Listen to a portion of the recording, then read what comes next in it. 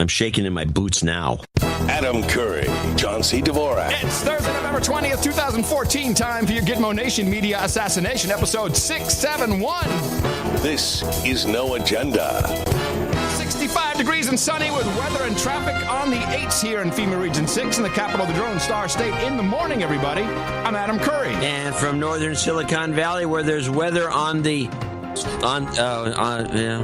ground, I guess is what I was going to say. I'm John C. Dvorak. It's Crackpot and Buzzkill in the morning. I'm sorry, you're fired from the show. It takes me a while to get started, and I blow these little bombos that I bring up. Because I always bounce it off of what you said, so it's an ad lib, and half the time I can't deliver it. But no, you can't. You're just not delivering. You're not like the mailman. You're not coming home. I can't. I just woke up. You're not punching it into the mailbox. Okay, I'll give you a chance to redeem yourself. We're going to start over? No, you're in the studio. You're going to toss it to me. I'm outside on location. Ready? And with the weather, we've got Adam Curry out there on the street. Adam. John, thank you very much. Yes, as you can see, we've got the wind machine and thunder snow here. I'm in 18 feet of snow. I'm standing here with a family of 33 undocumented immigrants. And on behalf of the No Agenda Show, I want you to know we have notified our lawyers. We have canceled all contracts and projects with Bill Cosby. Back to you in the studio, John. Thank you, Adam. Be well. Be well. Be safe, I think is what I'm going to be safe. Oh, be safe, right. So I just encapsulated the entire news. That's pretty much 25 seconds. That's exactly what's going on. And apparently Bill Cosby is now running the kids through Guatemala. What a bastard. Something like that. Well, that's an interesting hit job now that you bring that up. Wow, isn't it though? It looks it looks so like, look, if you don't do this for us, we're going to ruin your life. Because it's just like out of the blue. And in fact, people like Whoopi Goldberg have kind of picked up on this. And she's defending my wife, who used to produce comedy and knows a lot of comics, a lot of them. Yeah. And let's be honest. Comics are sexual deviants. She says that even when they're working Modesto, these comics have a huge following of crazy girls that will throw themselves at them. That you don't have to drug somebody to get laid if you're a comic that actually goes on stage. In fact, it's ludicrous. And a guy like Cosby, who had a hit show, I Spy, and then he's starting the Cosby Show, would have had them lined up. Right. So what is this point of drugging them? And they always seem to wake up. By the way, if you read these stories, I've read a couple. I don't want to talk about this too long. No. But you read these stories, and it's like, I was drugged, and when I woke, he was taking my pants. Oh, wait a minute. It seems to me that if you were drugged, when you passed out is when he'd be taking your pants off, not when you woke up. What's the point? Well, the thing that it's unavoidable, this Cosby thing. And the only thing I keep coming back to, just as the simplest, that is what is happening today, as we've looked at, the Ferguson situation, which is racial tension being completely spurred on by media. We even look at the Netherlands with the Black Pete. Black. Sorry. All right. Yeah, right. Our man came through. Cosby did something that I feel was so important in American media. He made a show that completely demolished any semblance of difference between black and white. The Cosbys could have been white, but they were black, and so there were some. He listened to Ray Charles, or there were black references, but it was completely color blind in a way. It was really smart what he did. And to me, it's like, maybe that's just he's planning his comeback, and maybe it's just the last thing that had to be removed. Hey, we need to have a racial war. Get that Cosby guy out. He is messing it up for us. And he's always on a lot of shows moaning and groaning about blacks not being able to do this and that. Exactly. Black on black crime and all that. Yeah. And now, who knows whether these allegations are true, but it just seems odd that even though this is most of the stuff is dredged back from almost a decade ago, or dredged more 30 years ago, some of it. Well, I mean, that was, I know, but the time he actually went to court was about 10 years ago. Somebody came out of the woodwork and they just settled out of court. Right. And as soon as that cash passed out, you'd think they'd be coming out of the woodwork to get money.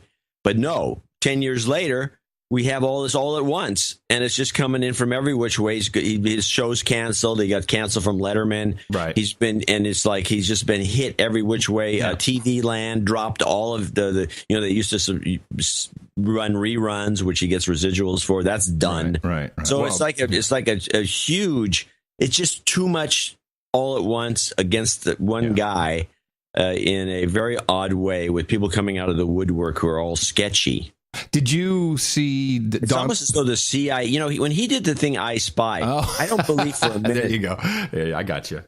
I don't believe for a minute that he wasn't working with the intelligence agencies, because you're not going to do a show like that. No, of course not. In 1960, I think it was 65. Let me take a look. I Spy was 65 through 68. You're not going to be doing a show like that without help from the government. And he had to be cozied up at that point. And I don't know if he's been. I mean, the whole thing is very fishy. J.B. Miller, my buddy who turned 50, who were in New York. I'm back in Austin, by the way, for those of you wanting to know. I know it sounds like I could be anywhere in the world. No, you sound fine. So J.B., his Empire Entertainment Company, I mean, they just produced the big Ebony 100-year thing in California, honoring Quincy Jones. He does all of these huge elitist parties. And he started off earlier by really booking talent for the big parties before he started producing them. And he told me that he used to book Bill Cosby in Manhattan 3 shows a night, half an hour to 45 minutes each. Cosby would walk from one to the next. All he would need is a chair and a microphone.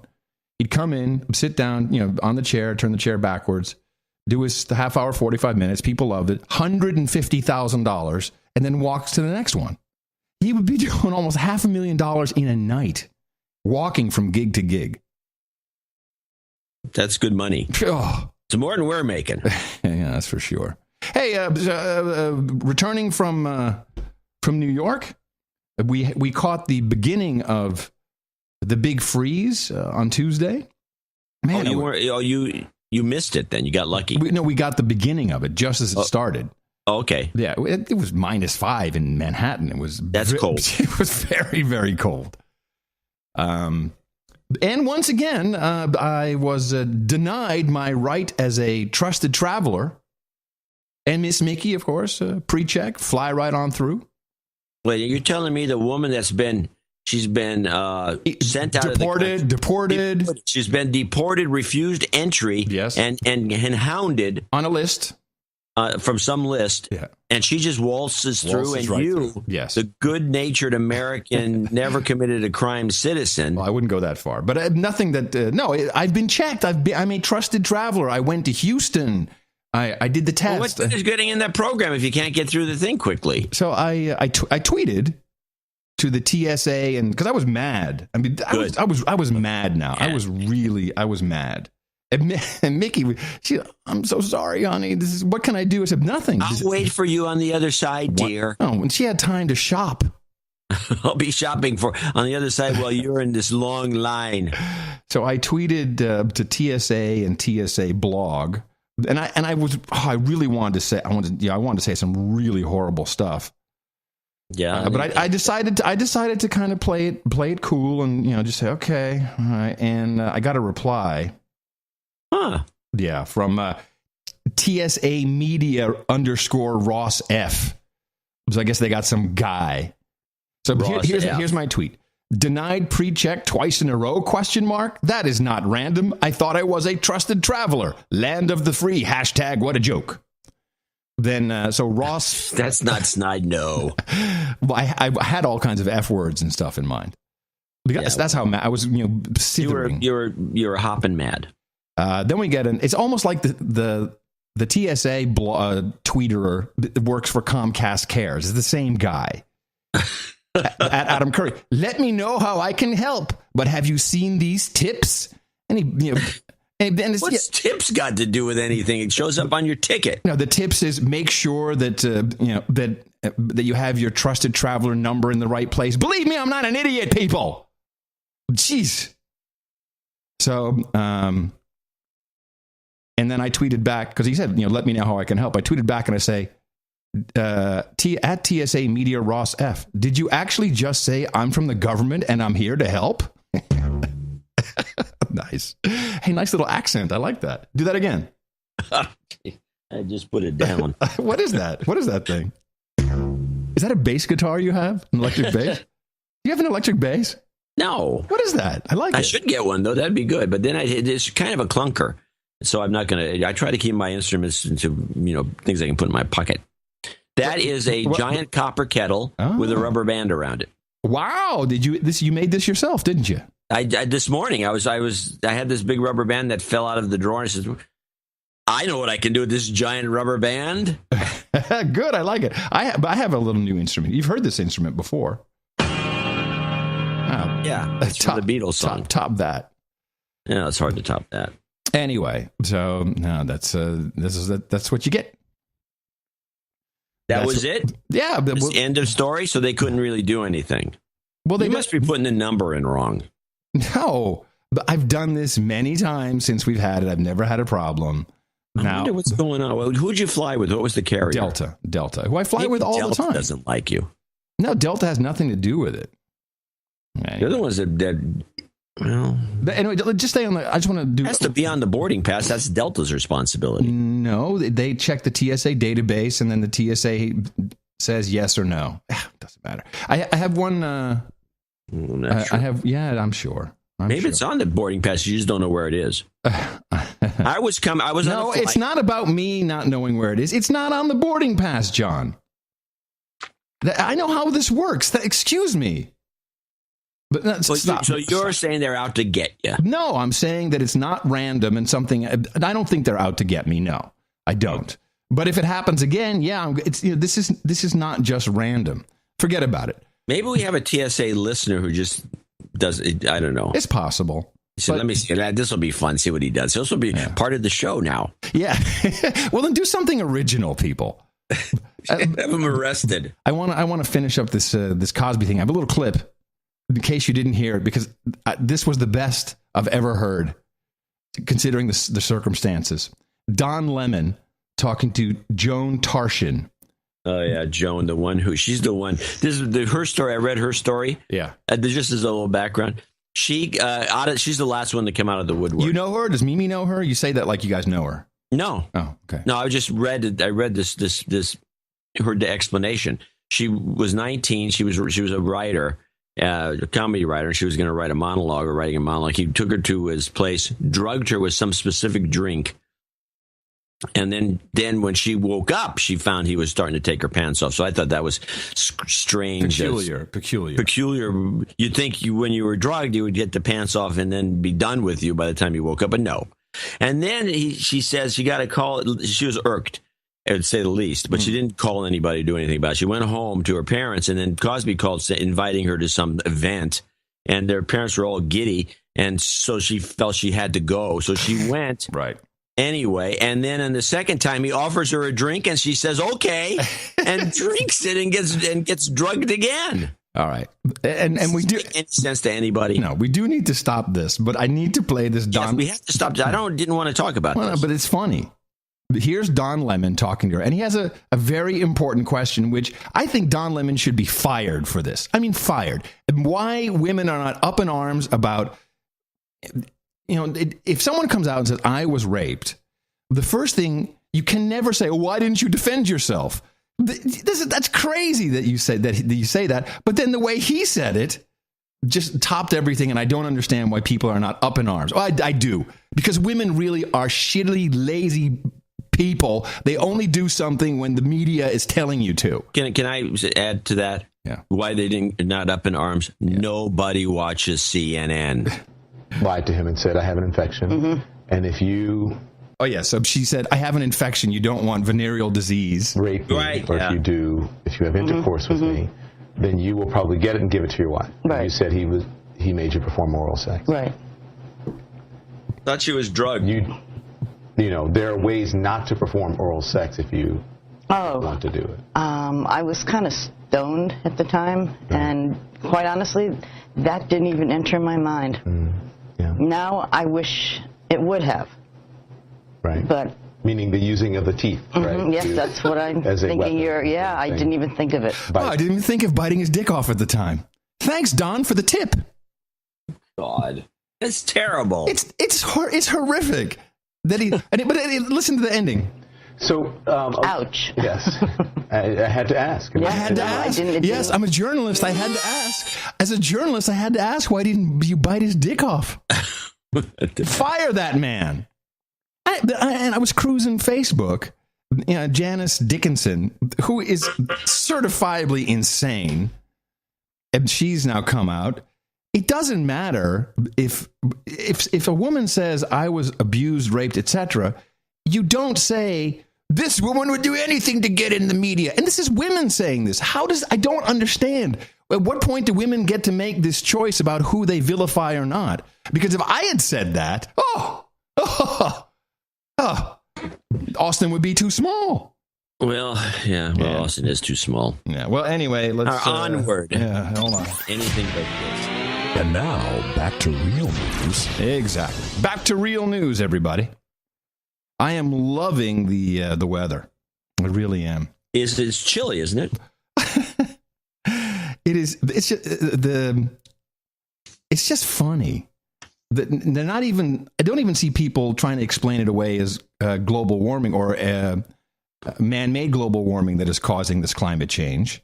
Even, I don't know if it's climate change, just cold. We just have a cold. It's cold. It happens. NBC had they did a great job here.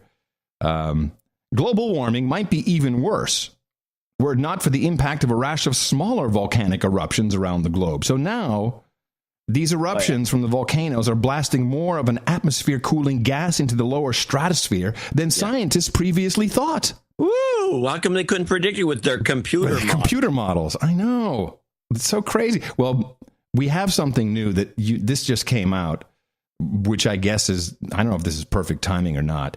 Let me read the White House press release.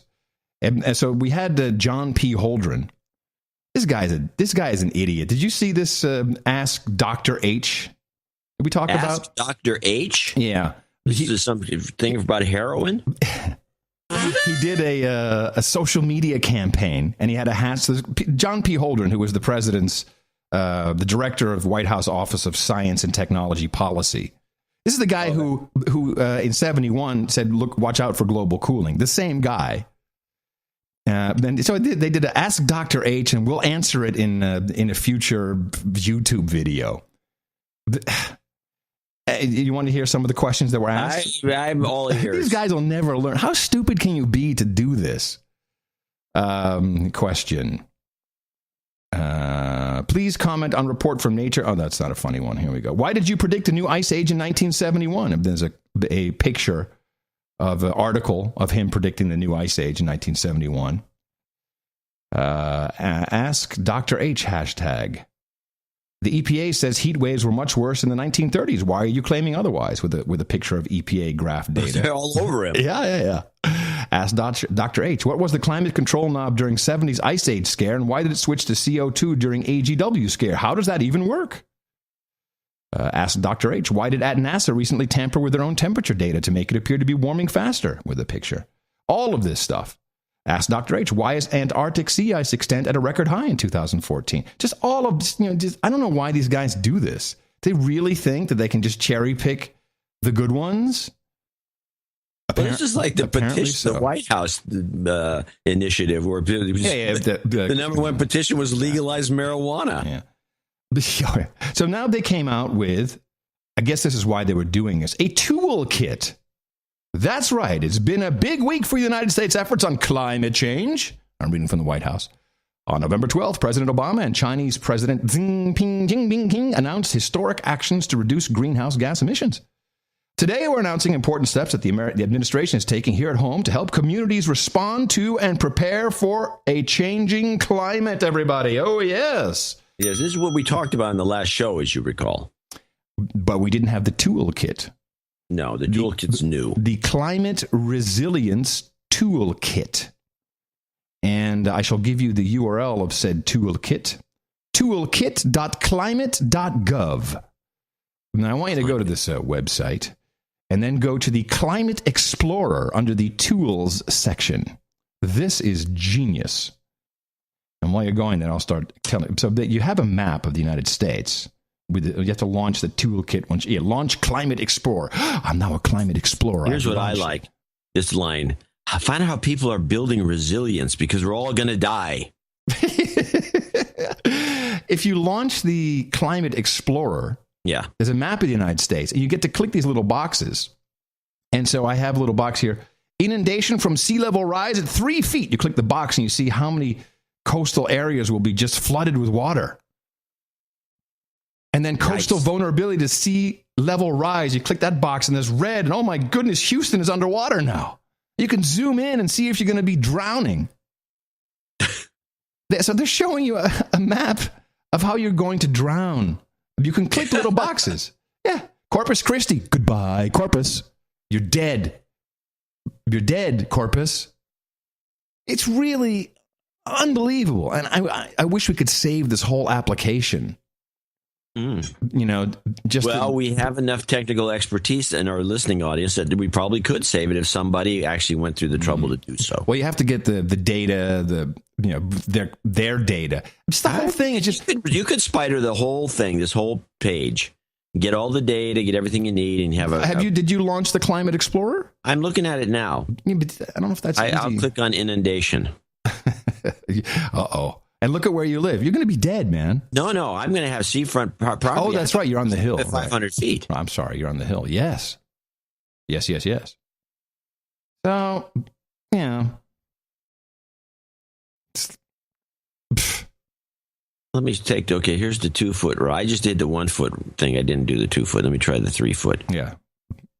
Look, I'm dead. Now, actually, in Austin, we will have beachfront property. It'll just be 20 minutes to the coast. It's going to be great. Yeah, it sounds like a winner. The value of everything's going to go up. Yeah. It's going to cost more to live there. I should buy climate stressors. I should buy now while stocks last. Oh, and you have to slip in the population density. Yeah, I know. Isn't that great? Yeah. I know. You got to slip that bull crap in there. That's cool. Oh, 4 feet, 5 feet, 6 feet. Okay, inundation from sea level rise 6 feet. How's that going to work? And IBM has now sold 2 Watson supercomputers to NOAA, so they can create even more complex and more accurate models. And then the Watson guy can say something. Yeah. Oh, you will all die.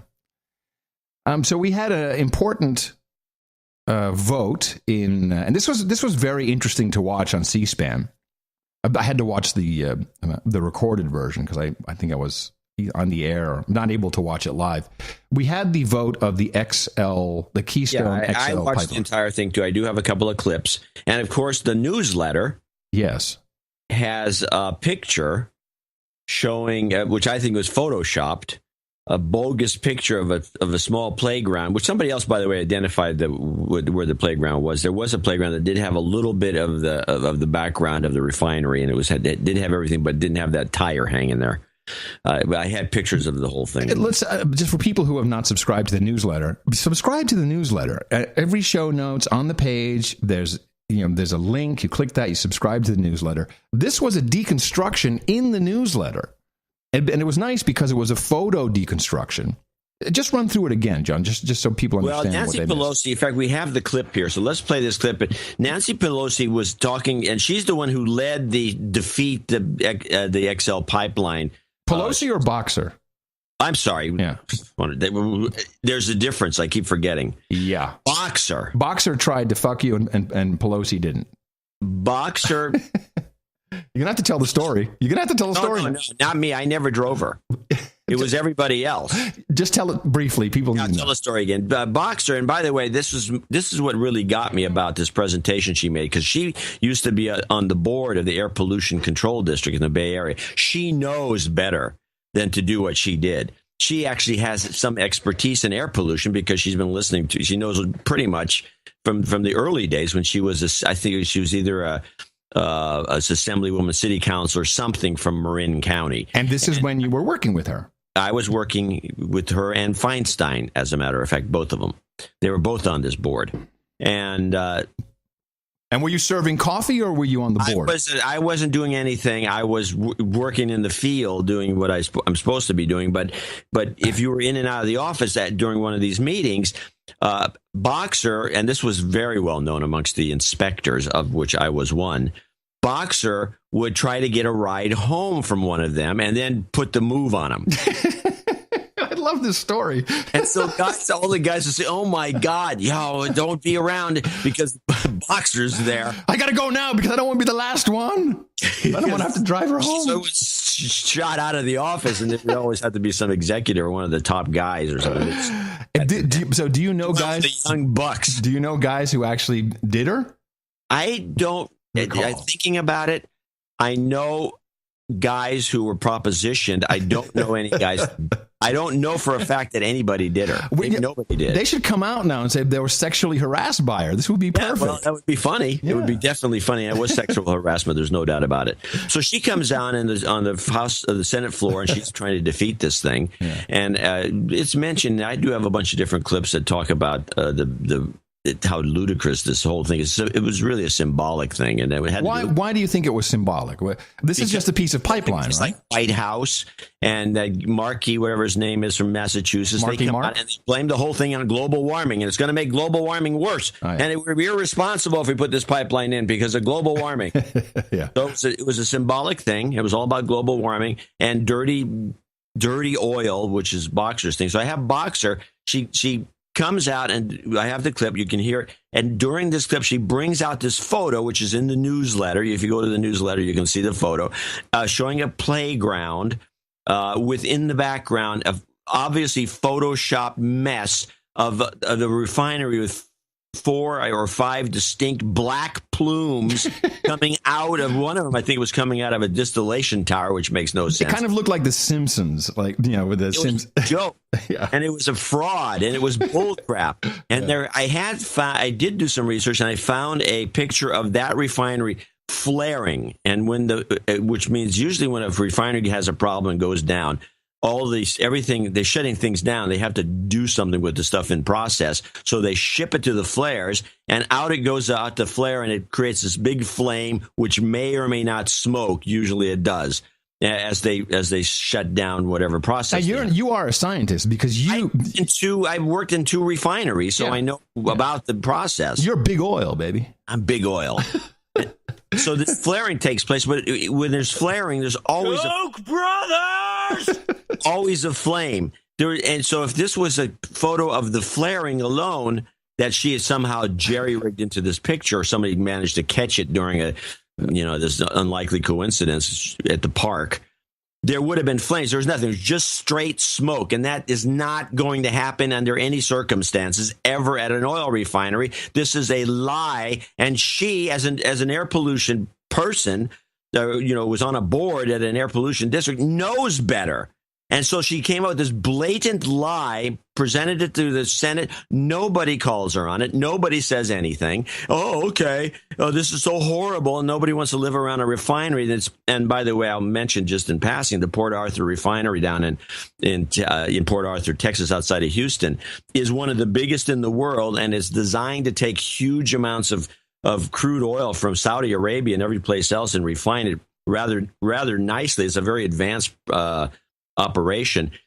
She keeps talking about, by the way, in this little speech you're going to hear, about it's only going to be 50 jobs. And she's referring to there will be 50 more jobs at the refinery, apparently, if they bring the pipeline in. To be honest about it, I don't know whether there'd even be one more job at the refinery. The refinery runs at capacity. So why do they need more people? It's beyond me. Whatever the case, here is Boxer. Keep wanting to say Pelosi because I think they go to the same Botox person. Really, John, that's unnecessary. That would not. I'm sorry. I'm so sorry. Take a snide because it ruins my whole argument. Yeah, it does. It does. Yeah, it does. It lessens me as a person. Yes, it does. So let's play this. Building a pipeline that is going to carry the dirtiest oil that we know of. And this dirty oil is already causing lots of problems. where it is refined in Port Arthur, Texas, I met with the people there. You know, senators don't live near refineries. Now, again, if I'm wrong on that, I would like to be corrected. People live near refineries. Sometimes it's where affordable housing is. And this is what it looks like. And they don't want this stuff. And all the talk, jobs, jobs, jobs. Let's be clear, the CEO of the company said 50 jobs. Hold on a second. She can't say that. She says it. She says, all we hear is jobs, jobs, jobs. Well, who said jobs, jobs, jobs? Jobs, jobs, jobs, and jobs. Let's vote for jobs. Yeah. That's her own party member, Pelosi, who said that. Yeah, well, they're all saying it. So you want to lay this kind of misery on people who live in this community, vote aye. That's fine. But just take a look at this. Just take a look at this. You don't see many kids playing in this playground because this pollution is vicious. Oh, won't somebody please think of the children? It has more heavy metals. It causes asthma. The pollutants cause cancer. Yeah. We're talking about lead. We're talking about sulfur in very, very heavy quantities. So let's be clear. You don't see my friends who support this talking about what happens when you refine. But that's what happens. Wait a minute. But the pipeline's not a refinery. No, but that's what happens when that oil gets to that refinery. It's going to be a smoke and just a pile of smoke, and people are going to die in the streets because they have no air pollution control. And apparently the EPA, which is so rough and tumble, can't seem to do anything about it. She is lying through her teeth. She is a horrible woman. But then she has a little kicker in there. I think there's more to that clip. No, that was the end. Oh. Ended that way. Okay. Yeah. Sorry. Well, that's okay. I got more. Okay, good. What you got? Oh yeah, this is one. This is the one. This is the one. The long one. Barbara Boxer on clean air and water, and she drops the bomb in there. Everyone has to use. All right. This recession we've seen since the Great Depression, and I put those statistics. Yeah, the words were said since the Great Depression. I'm so tired of that. I'm so tired of hearing that. Wait until 2017. What are you going to say then? The worst depression since the Great Recession before the Great Depression? Into the record. Now, I got to say this. In all the years I've been in public life, starting when I was a county official, not one trying to give BJs for rides home, baby. Constituent ever came up to me and said, Barbara, the air is too clean. Oh, God, my air is so clean. The water I drink is so pure. Please, don't get in the way of making it dirty. Now, I've been in office for a very long time. She's even cracking herself up now. She's like, I can't believe these people are listening to me. Yeah. No one has ever said that. On the contrary. Oh, gee, I love my government. They're doing a great job. Did you ever hear that, Barbara? What they say to me is, please, my child has asthma. Please, don't back off. Don't let big oil big coal or the Koch brothers or whoever it is stand in the way of my family having a good quality of life. Now, we could take a look at a country where the Koch brothers are killing my child and giving it asthma. Those Koch brothers. Those crappy Koch brothers. Unbelievable. Horrible men. Anyway. Horrible men. So at the end, do you have any more? I got the one other one that was the sidebar, which I'll play later if we need to play it. So then we had the vote. The funny thing about the vote is just missed by one, right? I don't know. Yeah, I think it was 59 votes. I thought okay. Madam President was Pocahontas. Elizabeth Warren. Pocahontas was in the catbird seat, and something happened, which was deconstructed by Dame Bang Bang. Dame Bang Bang, as you know, is the dame who rules over our knight Sir D.H. Slammer. Now, Dame Bang Bang is a Native American, and she. A real one. A real Native American, not like Pocahontas Warren. Yeah. Elizabeth Warren. Christine Warren. Why do I Diane Warren. Diane Warren. And so the votes, the nays have it, and I'll let you hear what happens first, and then I'll narrate along with what Dame Bang Bang said. The bill is not passed.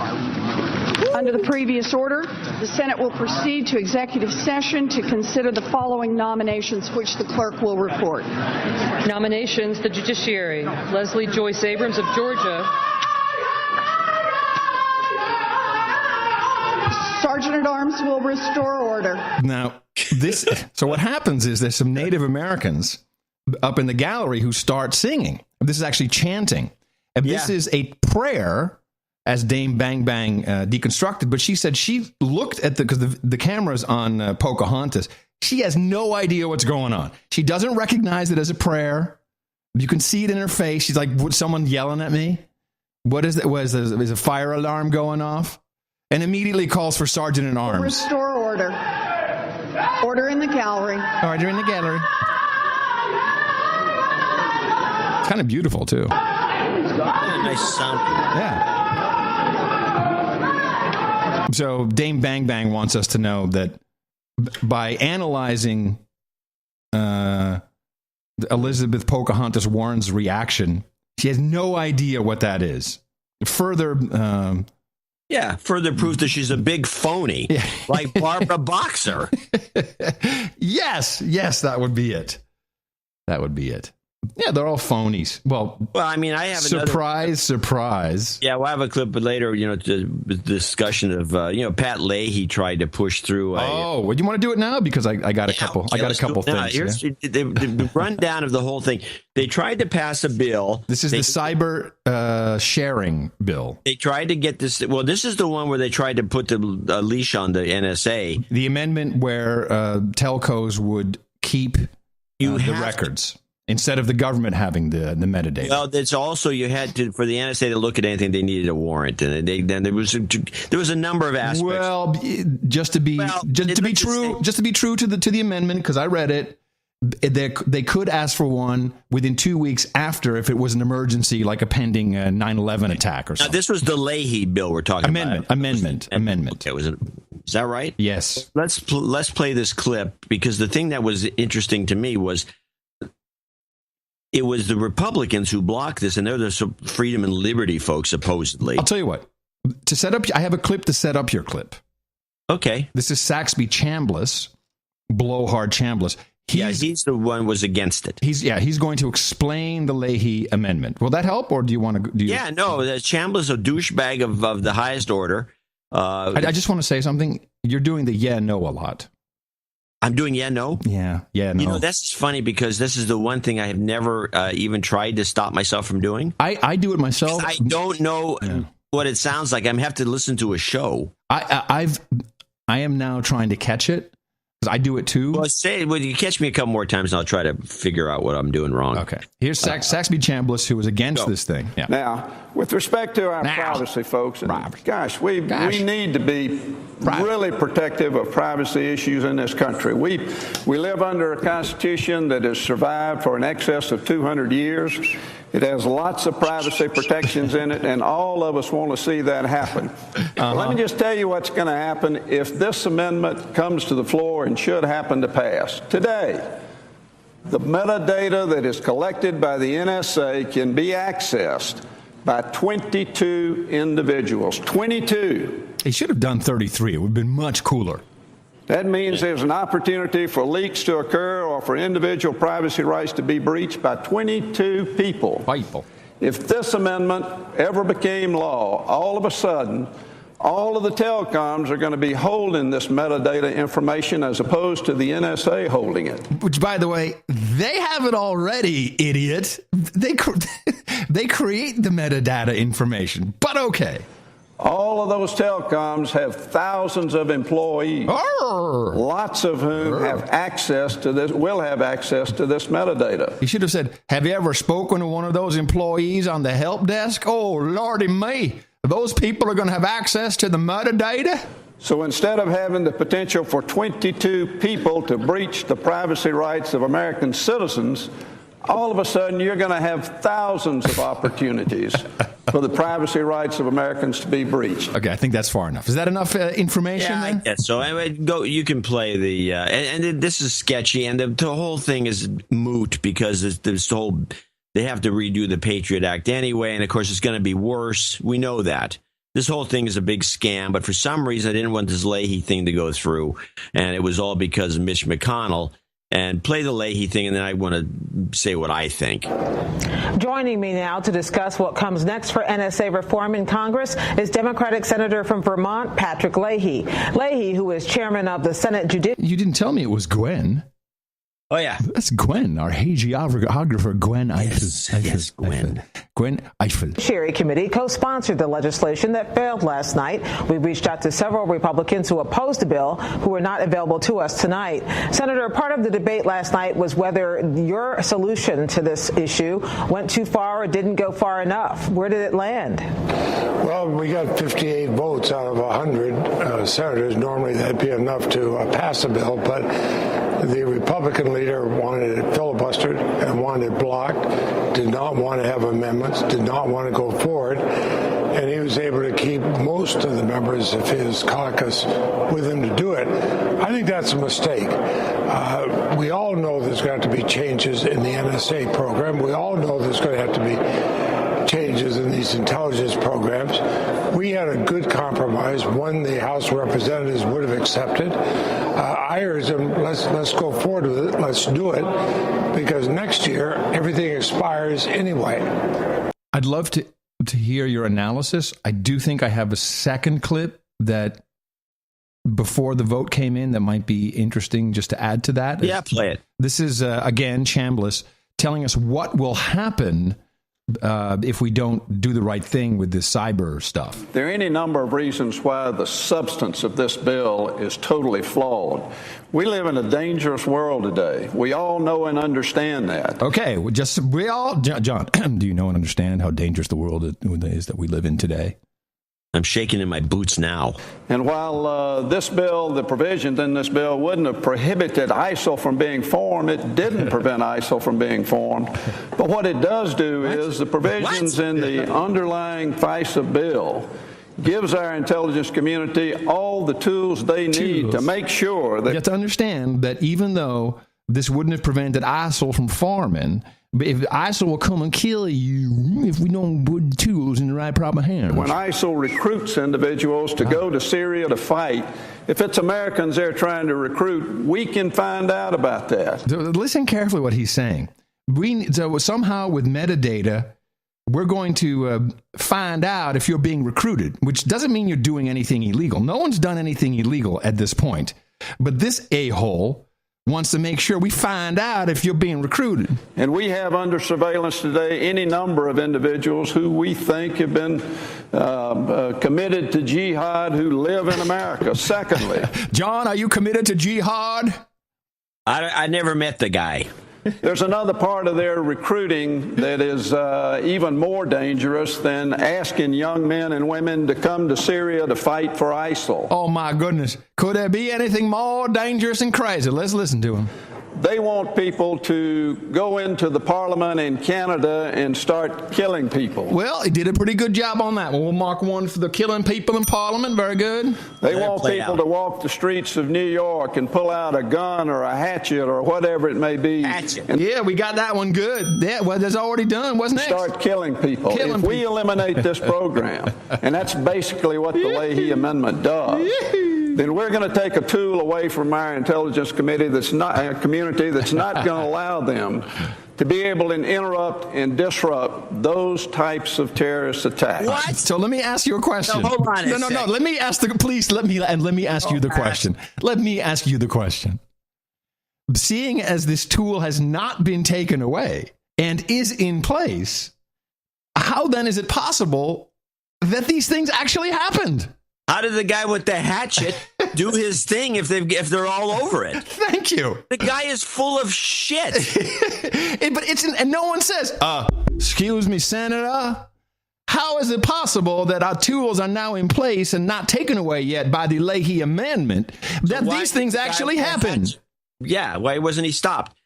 Well, anyway, so we got the Chambliss guy and I think Mitch McConnell both. And because this is a basic thesis of the show that we've agreed on. And what reminds the reason that they stopped it is because the NSA told them to stop it, and the NSA has both of them under their control because of blackmail. This is a blackmail situation. This is a good example of it. We need to transition to Uncle Don pretty quickly. Okay. You want to do it now? I think so. Okay. I think so. You went to visit Uncle. Well, is there anything we can do for him? Yes. This is the Uncle Don tune. So you, Adam Curry, yes, went to visit Uncle Don. Yes, and Aunt Meg. Aunt Meg. Remember, she was at the Russian desk for the CIA when they met. Right. Okay. So there's a couple of your relatives, essentially, that are, and they're retired, and then on. Well, but not really. But Uncle Don is the chairman of the Pacific Century Institute. Okay. Yes. Formerly a chairman of the Korea Society, formerly ambassador to South Korea, right? Formerly CIA OSS. Now, to transition, I asked, and I had a 6-hour visit. Nice. 6 hours, and he had a little bit. He's 86. Both of them are. They're 86 years old, and we take the Scarsdale Express from Grand Central Station up to North White Plains. Aunt Meg, 86, in the rain, in her Hyundai, picks us up. And she's got a lead foot, man. Yeah, great. Then like an 86-year-old woman driving like a man. I'm like aquaplaning is real. And she's chatting away and like, okay. But Aunt Meg is pretty awesome. Interesting. They drive a Hyundai. They've always driven Asian cars. But yes, Hyundai, of course. Korean. And you need to know that Uncle Don has been to North Korea 6 times in the past year alone. Yeah. On behalf of PCI. So I talked about so much, and actually I sent you an email. Said you need to kind of interview me because I wrote as much down as I could remember. I didn't want to be taking notes, look like a douchebag. No, you look like a douchebag. Right. But it's a family member. You're just having a conversation. Did they clear? Okay, hold on a second for you to talk. Just so you know, Uncle Don, he's a career spook, and he would never tell me anything if he didn't think it was possible that I would tell someone else to put it on the air. But he feels comfortable enough this time to tell me a lot. So this guy is smart. He's smart as a whip. Don't worry. Nothing he told me. He won't even tell me about other family members. I mean, the guy, he knows what not to say. Who else in the family's a spy? Or what they did. No, he knows who's a spy, but what they did, he won't tell. Okay. So the reason why I bring this up is I was talking about Snowden, and I slipped in there the animosity between CIA and the NSA. One of our theses. Yes. And he says, well... By the way, this note you supposedly sent me is not here. There's nothing new in my inbox. No, but you replied to it. You said, yeah. Oh, yeah. Well, it was... Okay. Hello? Okay. Well, I didn't... I thought you had like a huge list. No. You're just going to ask me things. Grill you. Okay, go on. And it may be 3 weeks from now I'll remember something else. I mean, 6 hours is a lot. This is material for the show, and we have to assume since he is a trained expert, he knows exact... And they know about the show because your aunt listens to the show. Well, not only that, but he sends me his own interviews to clip on the show. Yeah, clips. Yeah, come on. So this was meant to be aired, and we're exclusive with it. Okay, we are totally exclusive with this. Of course, right. Now, Uncle Don started at the CIA as in crypto. He was a cryptographer.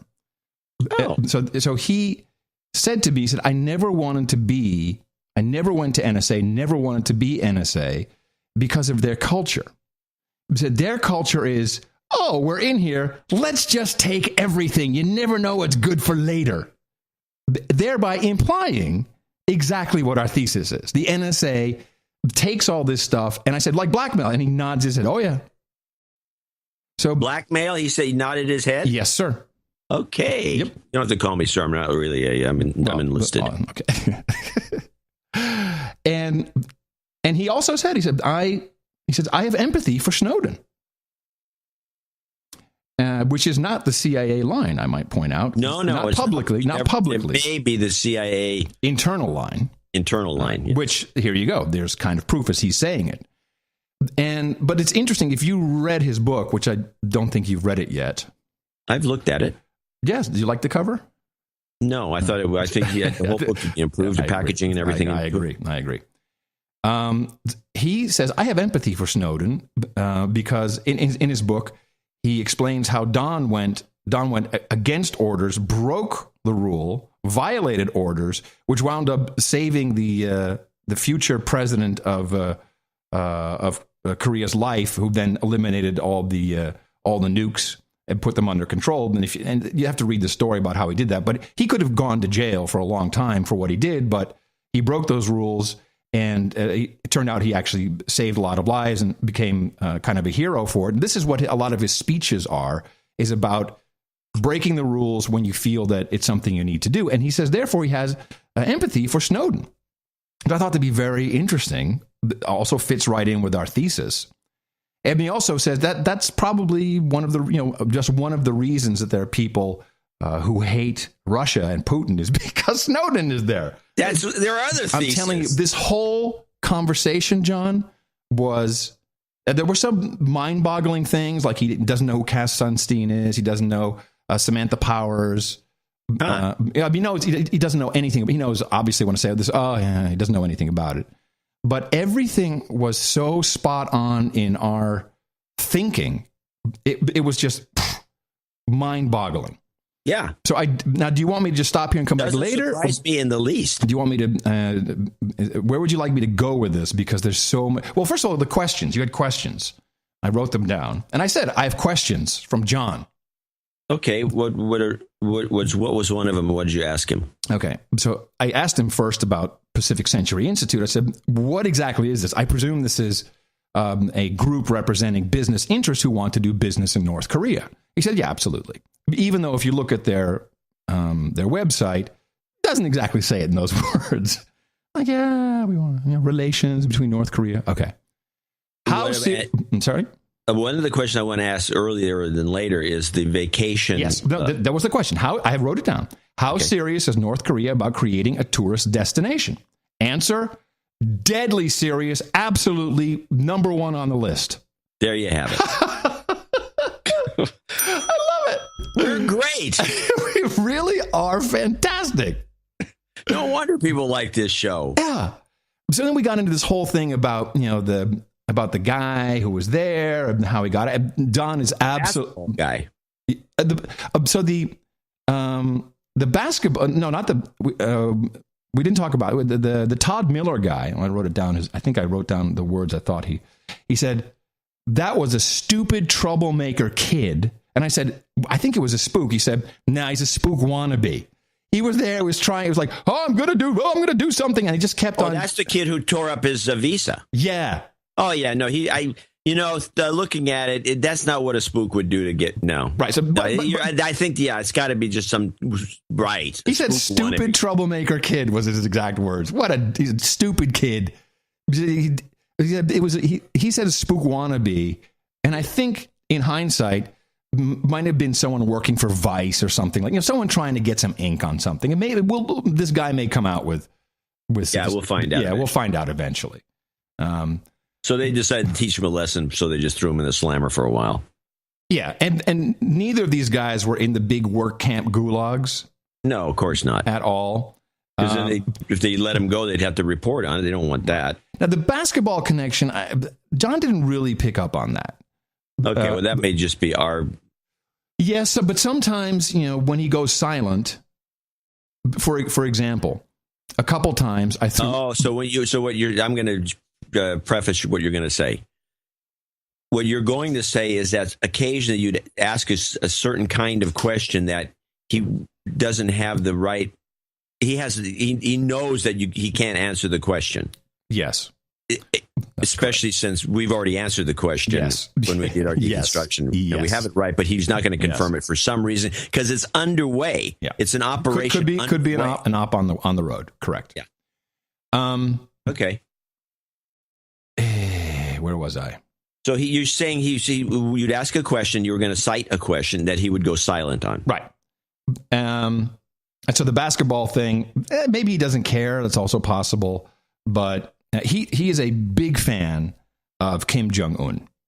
And he says, this kid is really in control. He doesn't even say kid. He says man. This man is in control. A lot of people are very hopeful about what he can do for North Korea. And then we kind of went through what happened. And we went back in history a bit. Do you remember the Leap Day Agreement? Because Don has been in a lot of these meetings. By the way, he finally got a call from the State Department. I think he's there today. Now, all of a sudden, someone might want to talk to him about helping out with something. But that is probably related to Moscow, which we'll get to later. So they were in a room with the senior officials in North Korea. A couple of them are women, by the way, which you'd never really hear about. You think that women are just to plow in the field or anything. And they said point blank, and this came up on the heels of me saying, is John Kerry a moron? I think I asked it like that. And his initial answer was, well, the more you know the guy, the less I like him.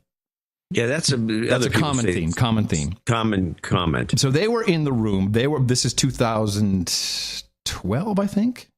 It's 2012. And the senior North Korean officials said, we are willing to give up all our nuclear armaments. Everything. We're good to go. And Kerry walked in to the meeting. Do you want me to finish up a little bit? We'll continue after our break. Why don't we do no, we're going to take a break and then we'll go right back into it. I've got the notes where we left off. And then let me say this. Thank you for your courage. And in the morning to you, John C. stands for Carbon Pollution Dvorak. In the morning to you, Adam Curry. In the morning to all ships at sea, boots on the ground, feet in the air, subs in the water, and all the dames and knights out there. And in the morning to the chat room who were online during this thing that broke down, just letting them know. We were talking about North Korea, Uncle Don, the CIA, and then my stuff here blew up. The data center went down. It's like, okay. Yeah, just as we were getting to a very unique point in the conversation. And you have noted what I was saying, so we'll get back to that in a moment. I know exactly what to do. NoAgendaStream.com. And thank you, Void Zero, for being all over this and working on whatever. And we are reconnected. Hopefully it'll last for a little bit. Also, thank you to our artists. Martin JJ brought us the artwork. Martin JJ back in the fold. And I believe Nick the Rat did the art for the newsletter. Yes. NoAgendaArtGenerator.com. We really do love those two guys. Are hard to beat. Those guys. All right, so let's thank a few people. We do have a few people to thank for who, by the way, are probably going to be targeted as well. They won't be targeted. Nobody's targeted. Easy for you to say.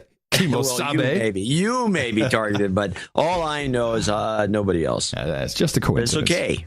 It's just a coincidence. Nothing. A coincidence. It's just a coincidence. We do have a few people to thank. That's Koch brothers. Do we have to thank them?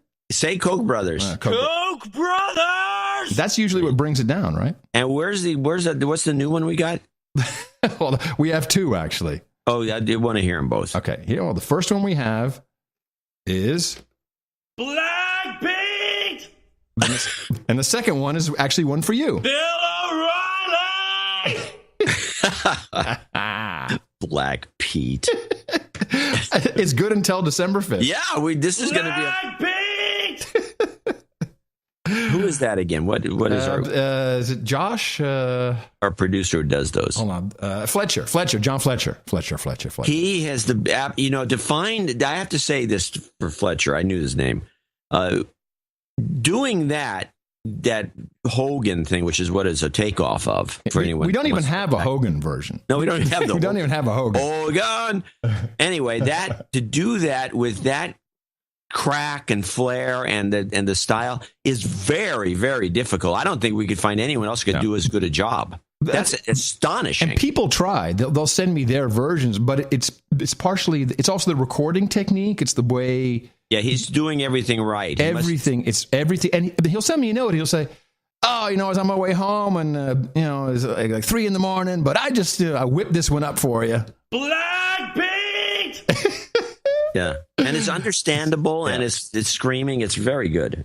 Outstanding. So we have a number of people to thank for show 671, starting with Thomas Butterick in Dayton, Ohio, who is came in at $930.31 to close out his knighthood. Oh, for his knighthood. Beautiful. And I think he's on there, right? Let me make sure. I believe so. I just want to make sure we have a name if he had one.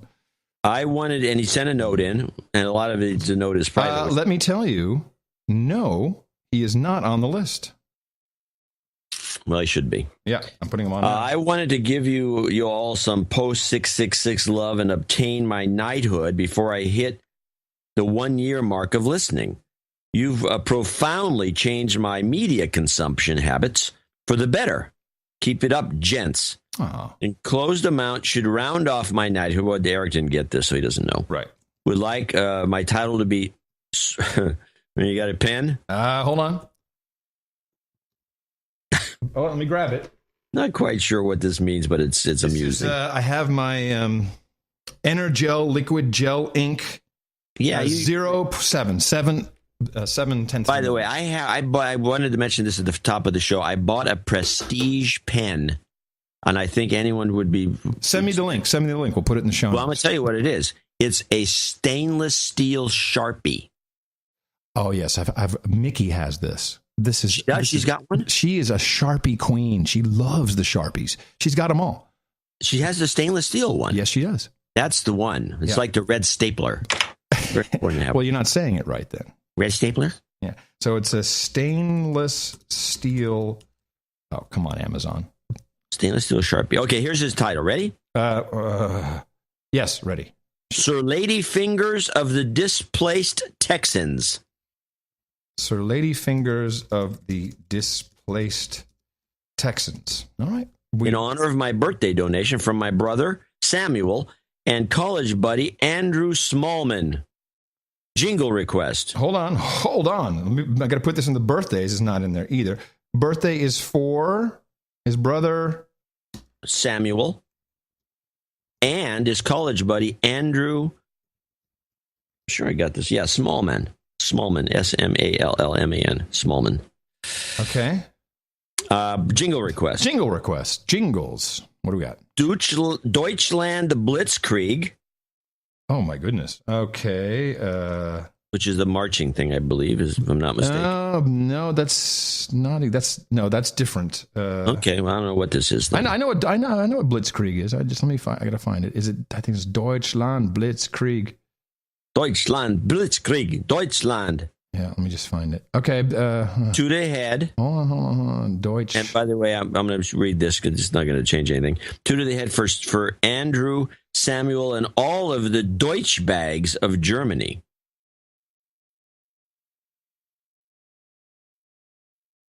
I'm trying to find the Deutschland thing. Maybe I did that live. That's possible. I think I just did it. Yeah. Oh, yeah. That's what it is. Well, that's what he says here. It says live read. Wait a minute. I got to do a live read now? It says jingle request. I didn't read that verse. It says live read. All right. Deutschland Blitzkrieg followed by two to the head and her head is gone and then you're done. He doesn't ask for karma. I'll add that in, though. I'll add that in for him. Okay. Deutsch. Oh, that's not it. No, I don't think so. Crap. I had marching. I can get the marching going with my... you do the marching sound, yeah. Well, let me find it. Yeah. Yeah, jeez, what did I do with it? See how prepared you are? It's not that easy, is it? I got it. Yeah, faster. Deutschland Blitzkrieg! Deutschland Blitzkrieg! Deutschland Blitzkrieg! Deutschland Blitzkrieg! And her head is gone. You've got karma. I'm sorry, but that was a real effort. We really did well on that one. Okay. Yeah, looking forward to the knighting ceremony, Thomas. Kristen Smith, 671 Blyton in Lincolnshire, UK. And he says, I do believe this makes me Sir Quistan of Lincolnshire. Mm-hmm. In the Gitmo Nations East. I have been listening to the show since John put me onto it following a Twit appearance. I've managed to hit my father in the mouth, although I believe it was he, although never hearing the best podcast in the universe, had always been the propagator. Oh. No, so he was a listener all along, and somehow he's confused. However, I don't think he put his points across in an entertaining way as you two do. Please continue your work to enable us as slaves to eat our mac and cheese in peace. I do not have much to ask, as karma from my last donation has worked wonders. It did come up with this little jingle breakdown. All right. And he wants the following. Hillary Clinton, little girl, don't eat me, Hillary, Dianne Feinstein, and karma. The only thing I didn't have is don't eat me. Don't eat me. I believe came in 671. So. Okay, let's see if I can try this. Be a night. It's almost too delicious to believe, my friend. Hillary Clinton. And her head is gone. You've got karma. We do our best. Now, that was interesting because what it indicated that the little girl saying, don't eat me, Hillary, was eaten. Yes. But her head is gone. Her head is gone. We understood the gag. Yeah. Kristen Smith in... to be knighted today. Oh, we have another one. You got the 2 in. Oh, that's right. Oh. 140 to round it off, I guess. Hopefully you find this week's producer list higher than the last few. And this is the one he wants to put in his daughter's name. This is not as part of his knighthood. Lauren Smith, that's where he's listening. So he's at 20140 is another donation. Now she's wants to put his daughter's name. I was listening to show 667, and she put a birthday shout out to me on that episode. That's true. Yep. It made me very emotional and proud hearing that she gave a donation to the best podcast in the universe, bearing in mind that she doesn't have much pocket money and realizing I value the difference you make to my life with your expert analysis of the bullcrap that's fed us on a daily basis. I'm a devoted listener, but I'm an old man, being 30 years older than the show. He's only 37, but okay. She is the next generation. She's 13. The donation is a continuance of her damehood, which I hope we will be able to complete before she flies the nest for indebtedness to Her Majesty and Mr. Cameron as she seeks further education through college.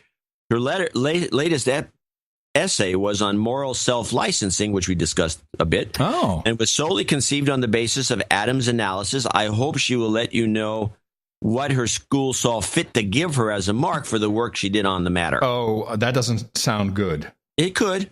I think you can get away with it if you do it right. Please keep up your good work and see my normal donation for the input to the show. I don't need to read the rest on the show, and we're good to go. Okay. Well, that's nice. I hope she did well. I hope she got a good mark. I'd love to read the essay. Actually, it would be interesting. We should... yeah. Anyway, that was 201. He combined them on the spreadsheet peculiarly. So we go right up to Don DiTomaso de Toronto. Always on board. He's 34567. 34567. Wish I could donate more. Karma, please, and none for the boners this time. All right, karma for you, my friend, and deserved. Thank you very much. You've got karma. Patrick Hamilton, 34567, a double in Atlanta, Georgia. ITM gents, I was hitting the mouth this summer and figured out it was time to move from boner to donor. If you would be kind enough to provide a good douching, I know one is needed. I'd also like to request a double shot of fuck cancer, followed by fuck cancer in memory of my friend Steph that recently passed from a rapidly progressing cancer. Thank you for your courage, and please continue the excellent work. Cheers. All right, absolutely. You've been de-douched. You've got karma. It actually kind of works, a double shot that way. I like the explosion. The explosion at the end. Mike and Nikolaichuk. In Saskatoon, the Paris of Canada up there, $200. He'll be associate executive producer. Loving the show lately, though hating my government. Fuck Harper. Anyway, this payment hereby concludes my second knighthood. I've been listening for 4 years now, and it would mean he's a baronet. And I'm happy to contribute to something that gives me weekly entertainment and feeds my cynical side. My last donation was for job karma, and guess what? It totally worked. I got the specific job I was asking for at an ideal time. Now my life is miserable, as I am a project manager for industrial construction in the uranium industry. Thanks a lot. Keep your stick on the ice. Boom shakalaka. SK. Boom shakalaka. Does he need some karma? Yeah. It doesn't sound like he enjoyed it that much. Well, I'll give him some more. There you go.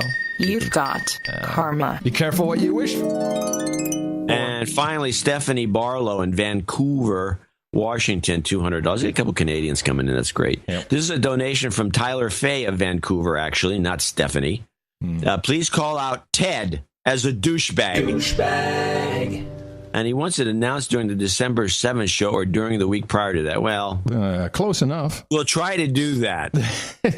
You might want to send us a reminder. You might want to send us a reminder, and Ted will get a double douchebag. Yeah, that'll conclude, by the way, our executive producers, associate executive producers for show 671. I want to thank people and remind them we do have a show coming up on the few short days from now on Sunday, which means we probably won't get as many participants. But go to Dvorak.org/NA and find something there you like. I got a note from Matt Burnell in Stockholm. He says, I'm starting to put together a meetup in Stockholm, Sweden. Before I do, I want to make sure that you haven't heard about anyone else doing the same thing in the near future. This town is not big enough for 2 meetups.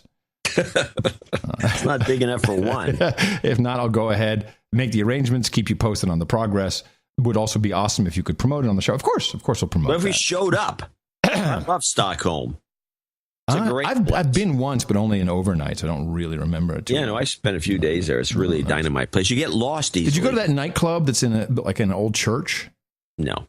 Oh. That's the Limelight in New York. Wow. Hey, good one, John. Yes, I have been to that as well back in the day. Well, thank you all very much. And, of course, these executive producer and associate executive producer credits are real credits, which means you can use them wherever credits are recognized and accepted. On your LinkedIn, who apparently sell this information to all kinds of companies. They sell your information of your profile. That may be why it works for some people. You know, when someone's buying information, like, hey, look at this guy. He's a producer. Maybe we should talk to him.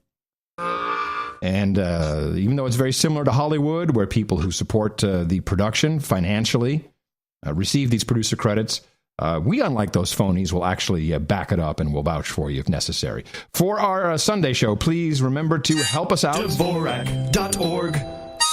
And obviously, we always need you to be out there doing what you can to propagate the formula.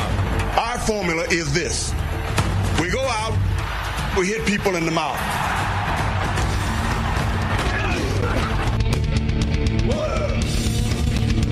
Shut up, slave!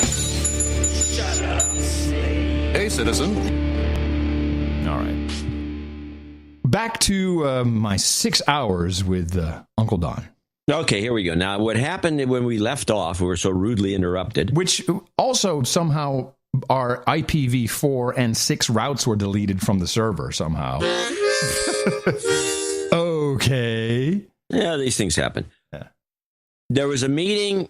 Don was in place at the meeting. The North Koreans clearly said we'll give up all of nuclear our armaments. nukes, the whole 9 yards, if we get the finally do a peace agreement. Or I don't know what it was the LEAP agreement. It was the LEAP agreement. The LEAP, okay, and they wanted to get this all over with because they were being vilified and all. And then Kerry walks in and messes it up, and just by who he is, just by his personality.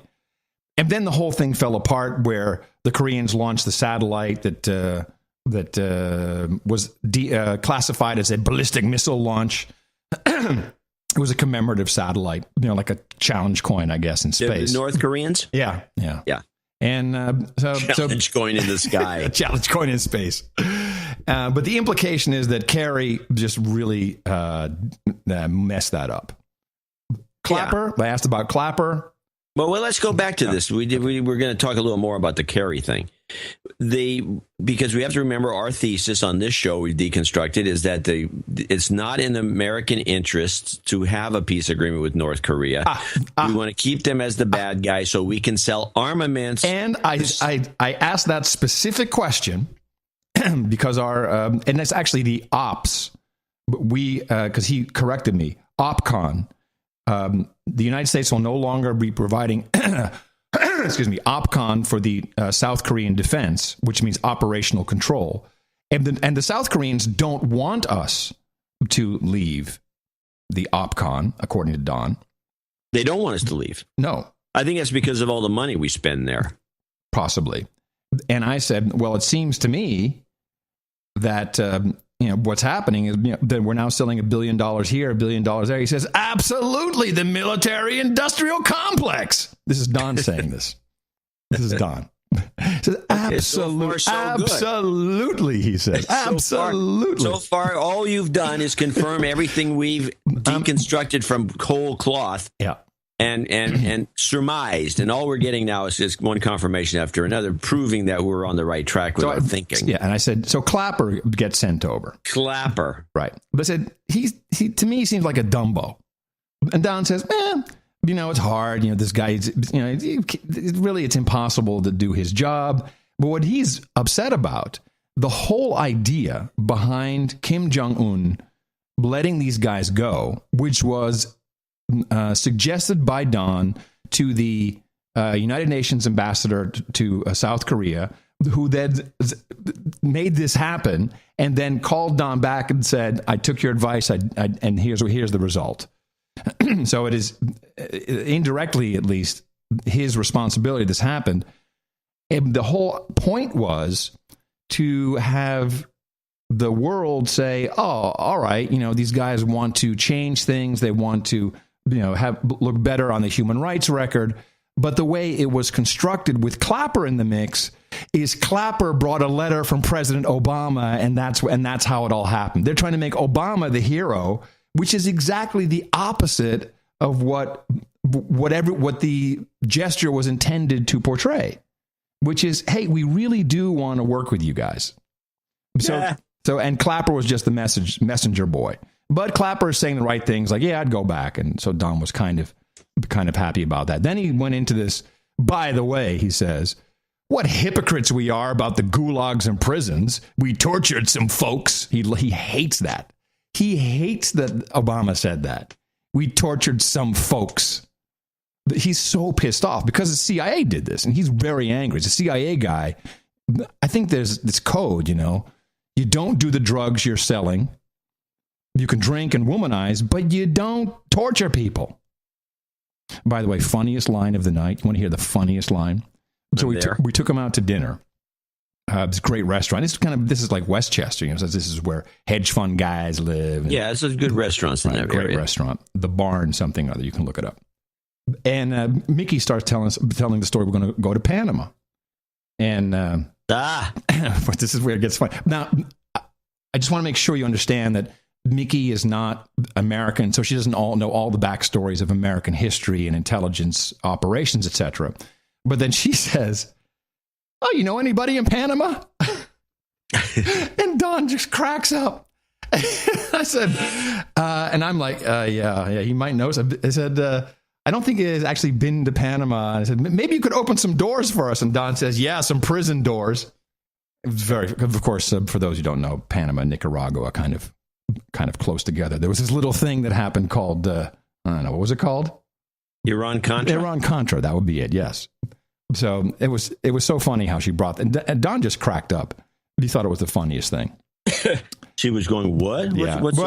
Then I didn't want to get too deep into it. But I told her later, oh, man. She was like, it was funny. It was funny. It was okay. Okay.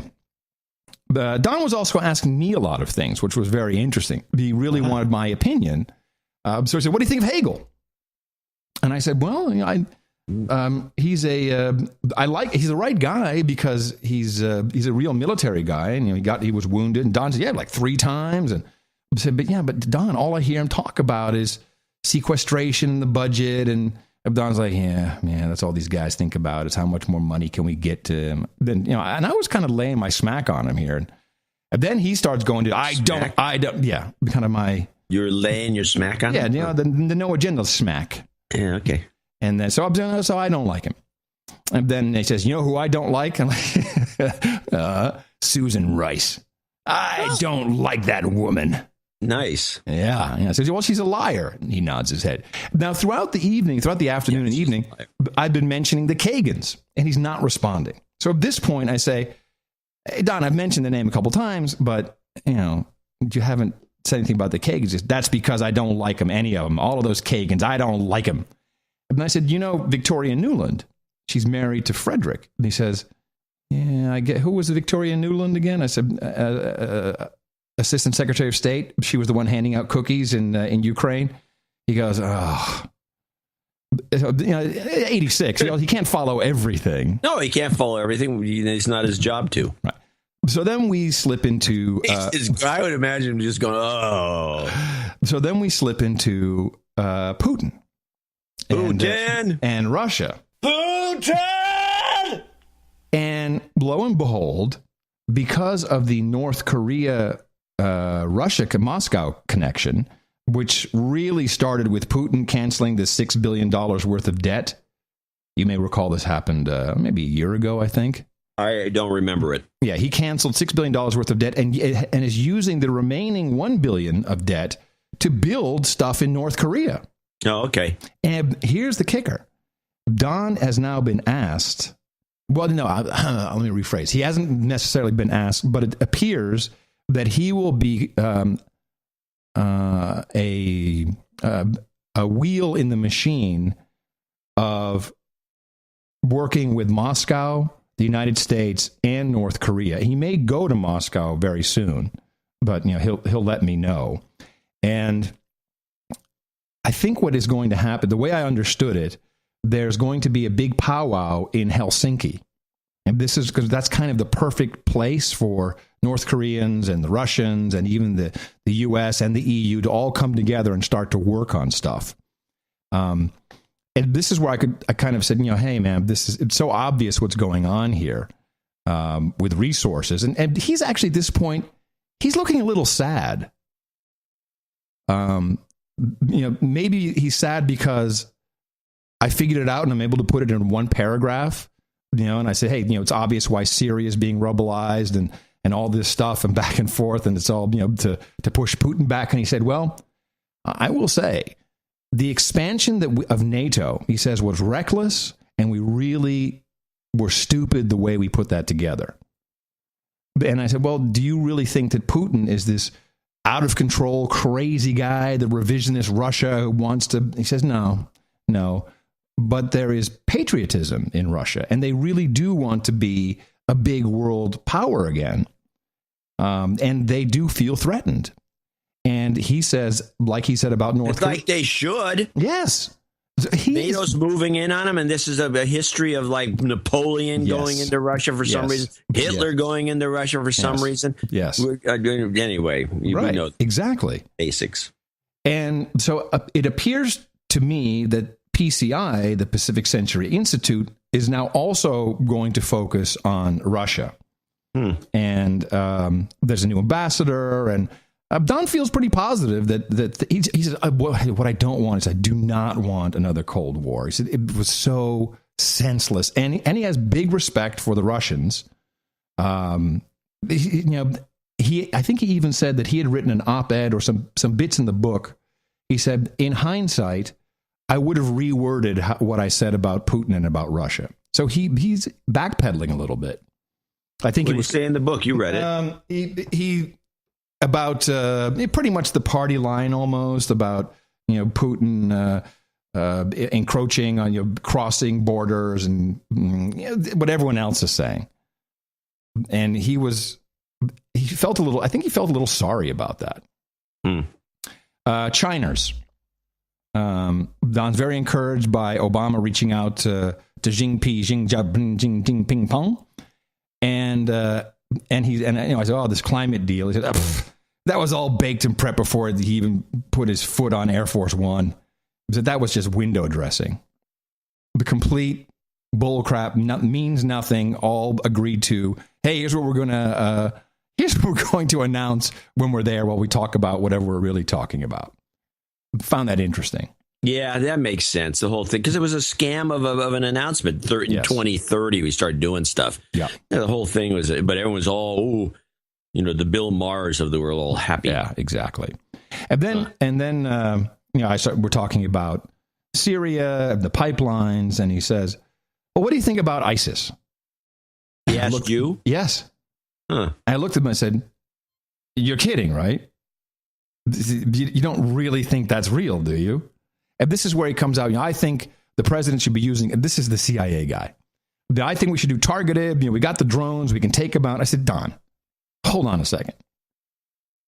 This is going to sound very strange, but these beheadings were fake. And he looks at me and said, I said, Don, I know you didn't. You didn't look at them. I know you did not. And of course, there are beheadings that go on all the time. And there are beheadings in Saudi Arabia, 30, 40 a month. And those are real. It's all real.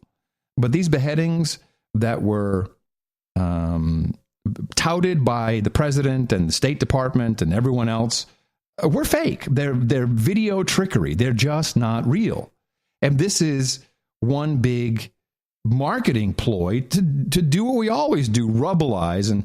And Don actually said, maybe Obama should just let it all go. Just let it. I said, yes, fine. You find that everyone would go, what? And then we talked about Turkey a little bit and how they were trying to be drawn in, and he agrees that Turkey is, all eyes on Turkey.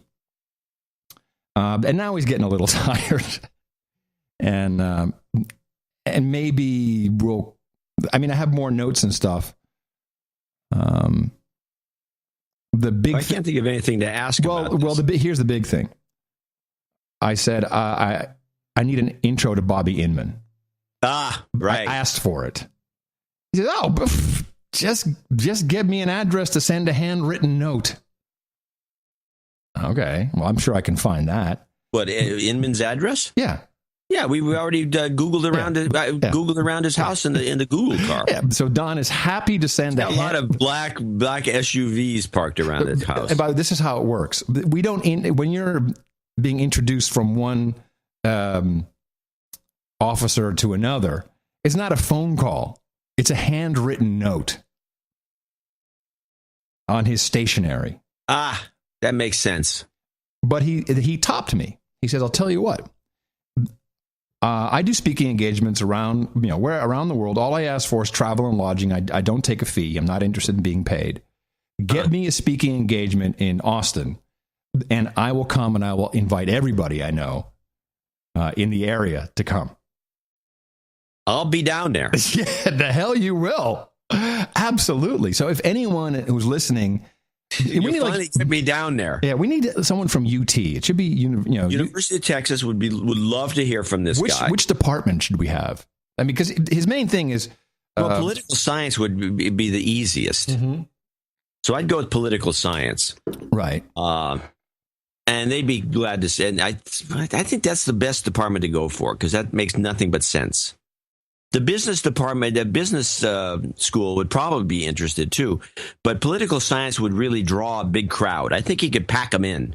Oh, and if I was a political science student at UT, I would go to this. Oh, I know that people from all over the world would come to see. And by the way, they're very happy with the No Agenda audience. It's very hard to sell a book when you're not endorsed by the agency. He can't get on. He'd love to be on Charlie Rose, and I think Charlie Rose would have him on. But everybody else is shunning him because he has the wrong message. He does not have the scary, going to kill us. Yeah, you're all going to die. He has the wrong message, and he realizes it, and he hates Fareed Zakaria now. Like, yeah, that guy's a douche. He didn't say that, but that's my translation, my translated version. So we need to figure out how to get him something here at UT, and he will gladly come. And he said he loves that people come up to him at book signings and readings and say, "Oh no, I heard about it on the No Agenda show." He loves that, and I'll put a link in. No, it's true. He sees the surge.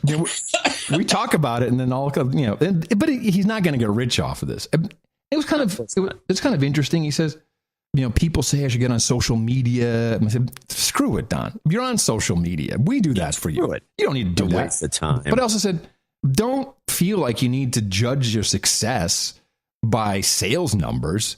That left in the 90s. Judge it on people who say, "Hey, man, you changed my life." And he's like, that really makes me happy. I don't have to be on social media. Don't worry. Yeah, don't worry. So if you want to email Don something, send it to me. I'll forward it to him. And I'll put a link in the show notes to his book, Pot Shards. You can get it on hardcover, paperback, and we Kindle. Probably have some people with good connections to UT. Try to do it like a Monday night speech or something. Or I don't know how I don't know. I'm trying to fit in a trip to Austin, which is an easy trip for me. I just go to drive to San Jose in Austin. 2.5 hours. So it's not a big deal, but it's it's still inconvenient. But I don't like it to be on a show night. No, but, whatever. Yeah, I don't know even what if the process is. Even if it is a show night. Well. Anyway, so I'm sure there'll be more as we go along that'll pop up. That I will, it'll pop up in your head. Okay, but that's kind of my report, and I thought it was. I really wish we could do something with. Who knows? He has my trust now, as in he trusts me enough to start telling me more, and I believe he also has figured out that we have a vehicle that is doing some good. Otherwise, you know what I mean? Because he's let's just see what Bobby thinks. But let's just stop for a second. Let me just. Bobby Inman, who used to be the head of the agency for the longest period of time and then retired, and I don't know how old he is. But he also refused the job as Secretary of Defense. He turned it down. He said, "Screw you guys." He's a very interesting character that nobody talks to. No. And how old is he? Let's take a look. Oh, he's up. He's got to be in his 80s too. He could be in his 90s. He also gave me the impression that Bobby is a tough cookie. 83. 83, yeah. Yeah, well, he looks like a tough cookie if you look at him. He just looks like a guy who'd say, yeah. He looks like the guy to throw you out. Oh, I don't like this question. Get out. Yeah. Yeah. You won't take any. If you say the wrong thing, he'll shoot you. One of those guys. He just looks like one of those guys. I mean, a tough Texan. He looks like one of those guys. Yes. Then again, nobody's talking to him. Now he is. Looks like he's at the University of Texas, or was. But Texas Instruments. He graduated from the University of Texas at Austin. I think he's still. That's why he lives in the area. Isn't he still chairman of Texas Instruments? I don't think so. He's involved. He's involved. Whatever the case, it would be great. He's got to be the guy who's watching current events and talking to himself. Just around the house, just mumbling. Don't you think? Mumbling. Oh, my God. I can't believe these guys. What are they thinking? Oh, yeah. Also, Don he says, what is wrong with Netanyahu? Said, what did you think of that bomb he held up at the United Nations? He rolled his eyes. And what is wrong with this guy? Yeah. And that was the thing about Kerry. He said, what a dipshit. Thinks he's going to go in there and, we'll just fix this all up. We'll have Palestine and Israel, everybody be happy. I'm John F. Kerry. I can do this. Emphasis is mine.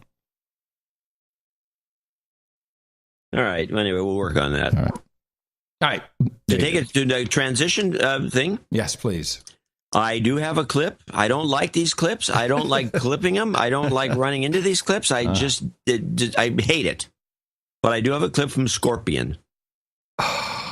Now, this is a clip. Now, explain what Scorpion is. Scorpion is this piece of crap show that's on CBS. A runaway hit. No, it's not. You're full of crap. It had 11 million viewers. It's a hit.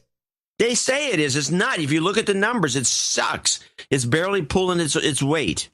It did 11 million. What? It had 10.5 million viewers. That was the first day. Now it's dropping every show. It's a piece of crap. Highest rated drama. That's what CBS is trying to talk people into watching with that bull crap. I'm looking at the numbers. Well, we'll talk about that later. Let's just play this clip. You don't like now. This show is about these techie nerds who have their consulting group with McPhee. What?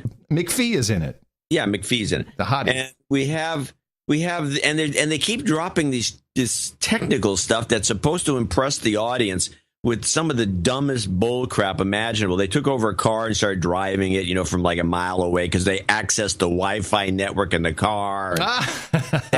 They hacked the car. Got it. They hacked the car for long distance, then stopped the car. Good work. And then they have there's this little tidbit in here. Mm-hmm. Play.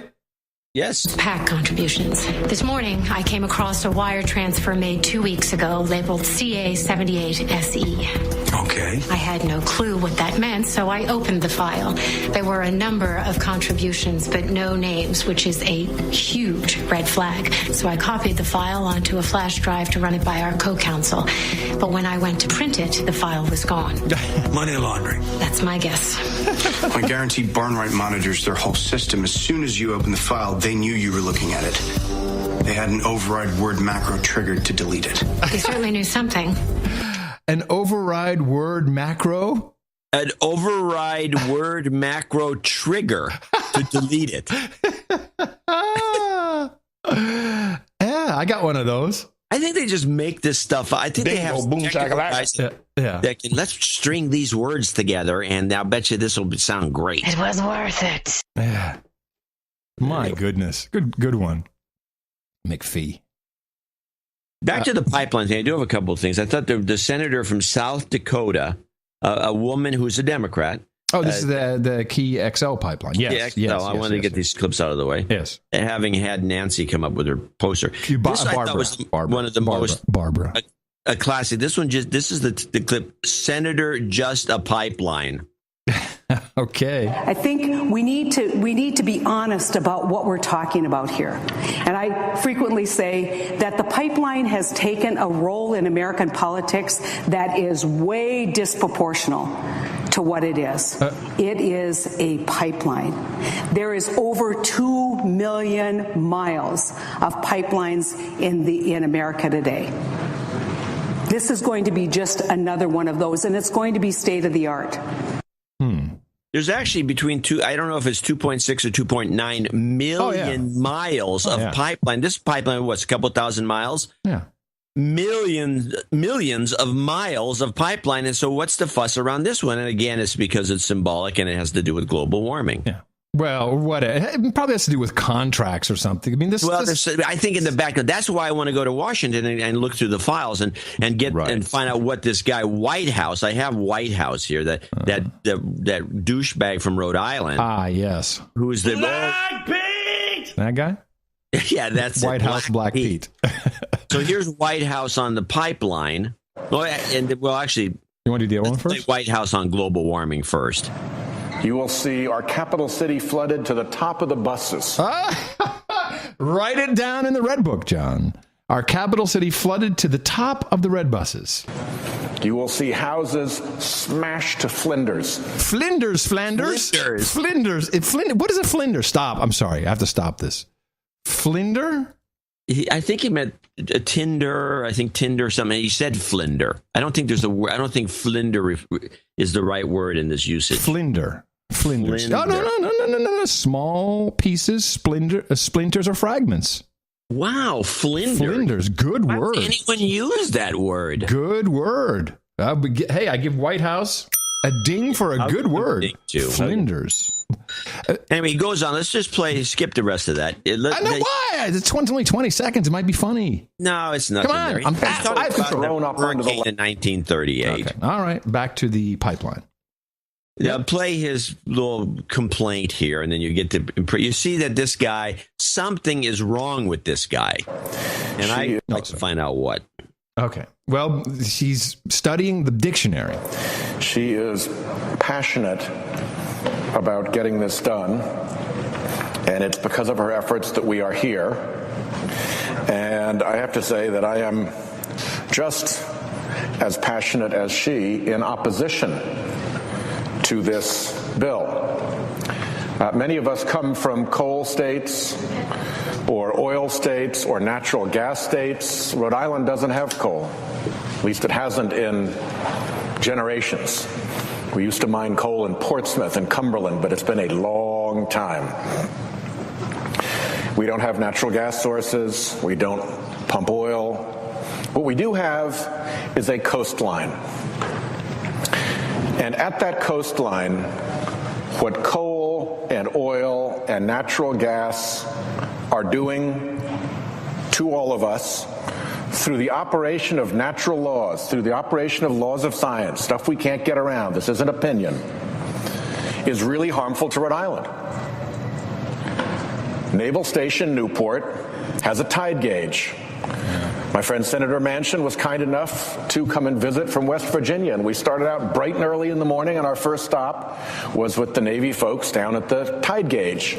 And at the tide gauge, what they show is that since the 1930s, the water levels are up 10 inches. We had something very big happen in Rhode Island in the 1930s. We had the hurricane of 1938. If anybody wants to take 2 minutes and Google hurricane of 1938 and hit images, you will see terrific destruction. Yeah. Okay. Global warming, obviously. No, he went on and on about this. Global warming. And then that's when he gave the description of all this other crap. Right. But, this guy, he's the worst. He's the guy who's the head of one of the subcommittees that they bring all these experts on who say this is bullshit. And they talk about the 30,000 scientists that have signed the document saying this is bull crap. Mm-hmm. And they bring experts on and say we get more wildfires as it's cooling, not when it's warming, and all the rest of it. And he just ignores everybody and goes on and on. He is invested in something. I am absolutely sure of it. It's funny because I got a list. Who sent this to me? It was a list of senators and congressmen who are invested in Apple.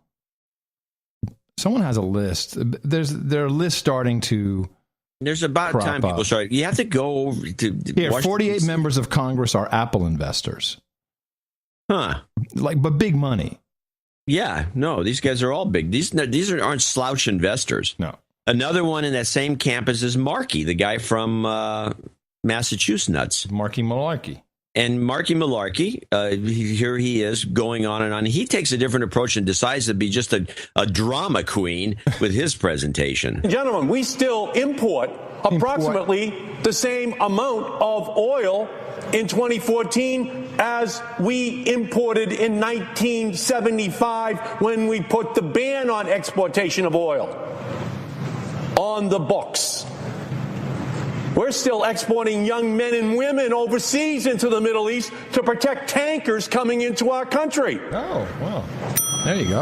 And we're going to build a pipeline for the Canadians down to the Gulf of Mexico so they can use us as a straw to send it down and then export it out of our country. Straw. Where's the American angle on this? Oh, okay. Yeah. I keep hearing it's about American security, about American energy security. Do you want to know what this is about? I'll tell you what it is all about. Whoa. The Canadian companies want to make more money. The Chiners. They want to take the oil from Canada, bring it down through the United States, bring it to the Gulf of Mexico, and then send it to Europe and Latin America and China. Why? Because they will pay more for this oil than the United States will pay for this oil. Well, there you go. And these tar sands are owned by Chinese, are they not? No, I think Yes. I doubt it. Okay, tar sands Chiners. Yes, we've talked about I'm this. Sure they're investors. I mean, that wouldn't surprise me. We have plenty of American investors too, but I don't think so. Tar sands, by the way, could get wiped out. If the price of oil dropping like a rock, I think it's down to $74. Yeah. I think at some point it's like, I don't remember. I've talked about this in the show before. China invests billions in Canada oil sands. The Chinese are heavily invested in it. Okay, well, good for them. They're going to get screwed because once the price of oil drops below $50, which it can happen, then the tar sands are worthless because it costs too much. It costs too much to extract it and to move it. Now, about it being about the Canadians only. And by the way, this pipeline is still being built. It's just not going to cross the Canadian border. I got a kick at another Democrat that was on board was the senator from Montana. And I would just play this little short clip. This is the pipeline benefits. Pipeline benefits. So it's not just a pipeline. I've got a pipeline with benefits. Mr. President. Senator from Montana. Mr. President, I rise today in support of the Keystone XL pipeline, a critical infrastructure project that has been delayed by political games for far too long. And just recently, Mr. President, the American people have said they are tired of political games. They want action in Washington, D.C. The Keystone Pipeline will provide good-paying construction jobs to Americans, including hard-working Montanans, and at no cost to the American taxpayer. And as the Bakken region continues to boom, this pipeline will provide an important on-ramp for Montana oil, which will boost local economies. That's interesting, an on-ramp. Yeah, and but apparently they've already done it. Out of Montana, there's already been 1 billion barrels of oil pumped. And they put it right in the pipeline. These pipelines, you can put in, you have one source, and then they... I'm going to have to talk to a pipeline operator to get this to how it works specifically, even though I've worked at these refineries. I believe what they do is they ship as much oil as they can, and then they put a pig in the pipeline. It's like a big plug. It's a plug, and then it goes and it pushes it continues going, and you can have either more oil from some different vendor after the pig arrives, right? And then you I don't know, you have some bookkeeper there. Oh, well, here comes the oil from so and so. And I think in a James Bond movie they had he gets in a pig and somebody gets in a pipeline. Pig. Yeah, it goes flying around. Yeah. I don't see the problem with getting in a pig is I don't see how it could not kind of rotate, maybe be upside down. Oh yeah, it doesn't make any sense. John, here's the clue: it's a movie. Oh, okay. Speaking of movies, we have a movie on the way about the Boston Marathon bombing.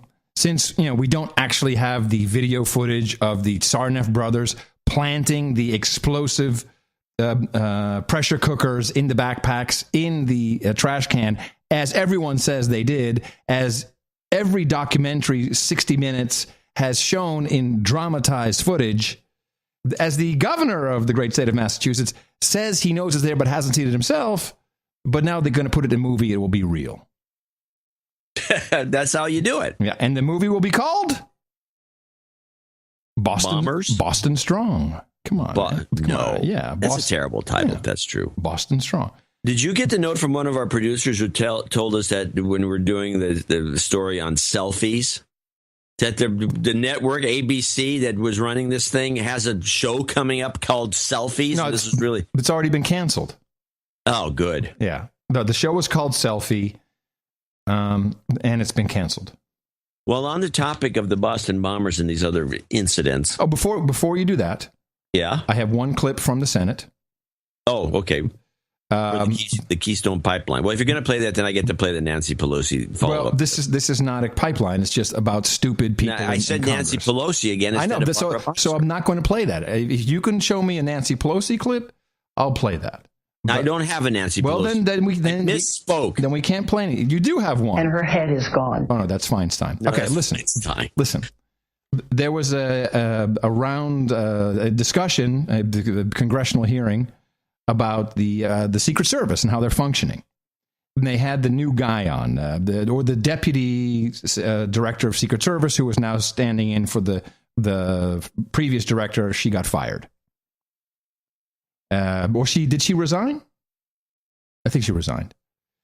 And she resigned, right. So then we have Steve Cohen, who is Steve? He's from Tennessee. Is this senator or congressman? It must be congressman. I don't know. All right. I have to look him up. Let me look him up. Look him up. Steve Cohen, Democrat from Tennessee, and is asking, in all sincerity, what we can do about protecting the White House. You know that he's a House member. Okay, it's a House. And this guy is answering, and we had a fence, and we built another fence. And what do you think this congressman from Tennessee came up with? Yeah, I know the answer to this, so you'd have to play the clip without me ruining the joke. What a moat. What? Water. Yeah. Moat. 6 feet. Yeah. A moat 6 feet. Around. Be kind of attractive and effective. Yeah.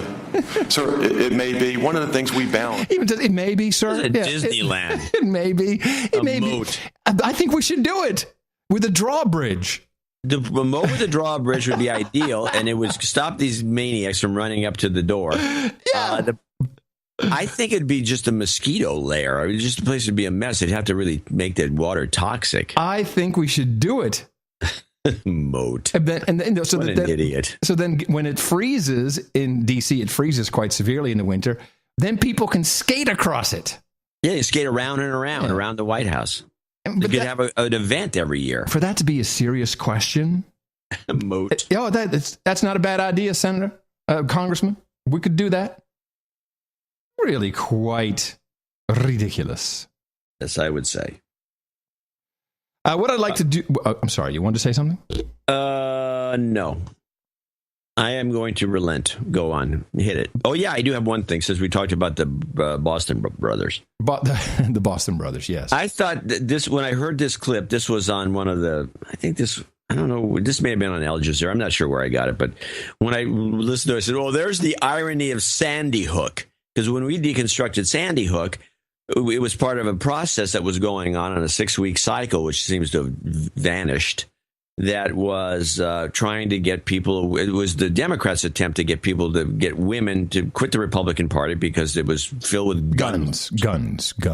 So I ran into this story. This is the Sandy Hook irony clip. Seattle last month left 5 students dead. Sorry? It's Gwen. Again, you have your obsession with this woman. No, you're the one that brought her up before. You're the one that has all the clips. She's got obsession. Seattle last month left 5 students dead, reviving questions of safety and violence for students and teachers. Another school district in Washington state is answering that question in an unconventional manner, arming school administrators. Yeah. Producer Terry Murphy from KCTS in Seattle has the story.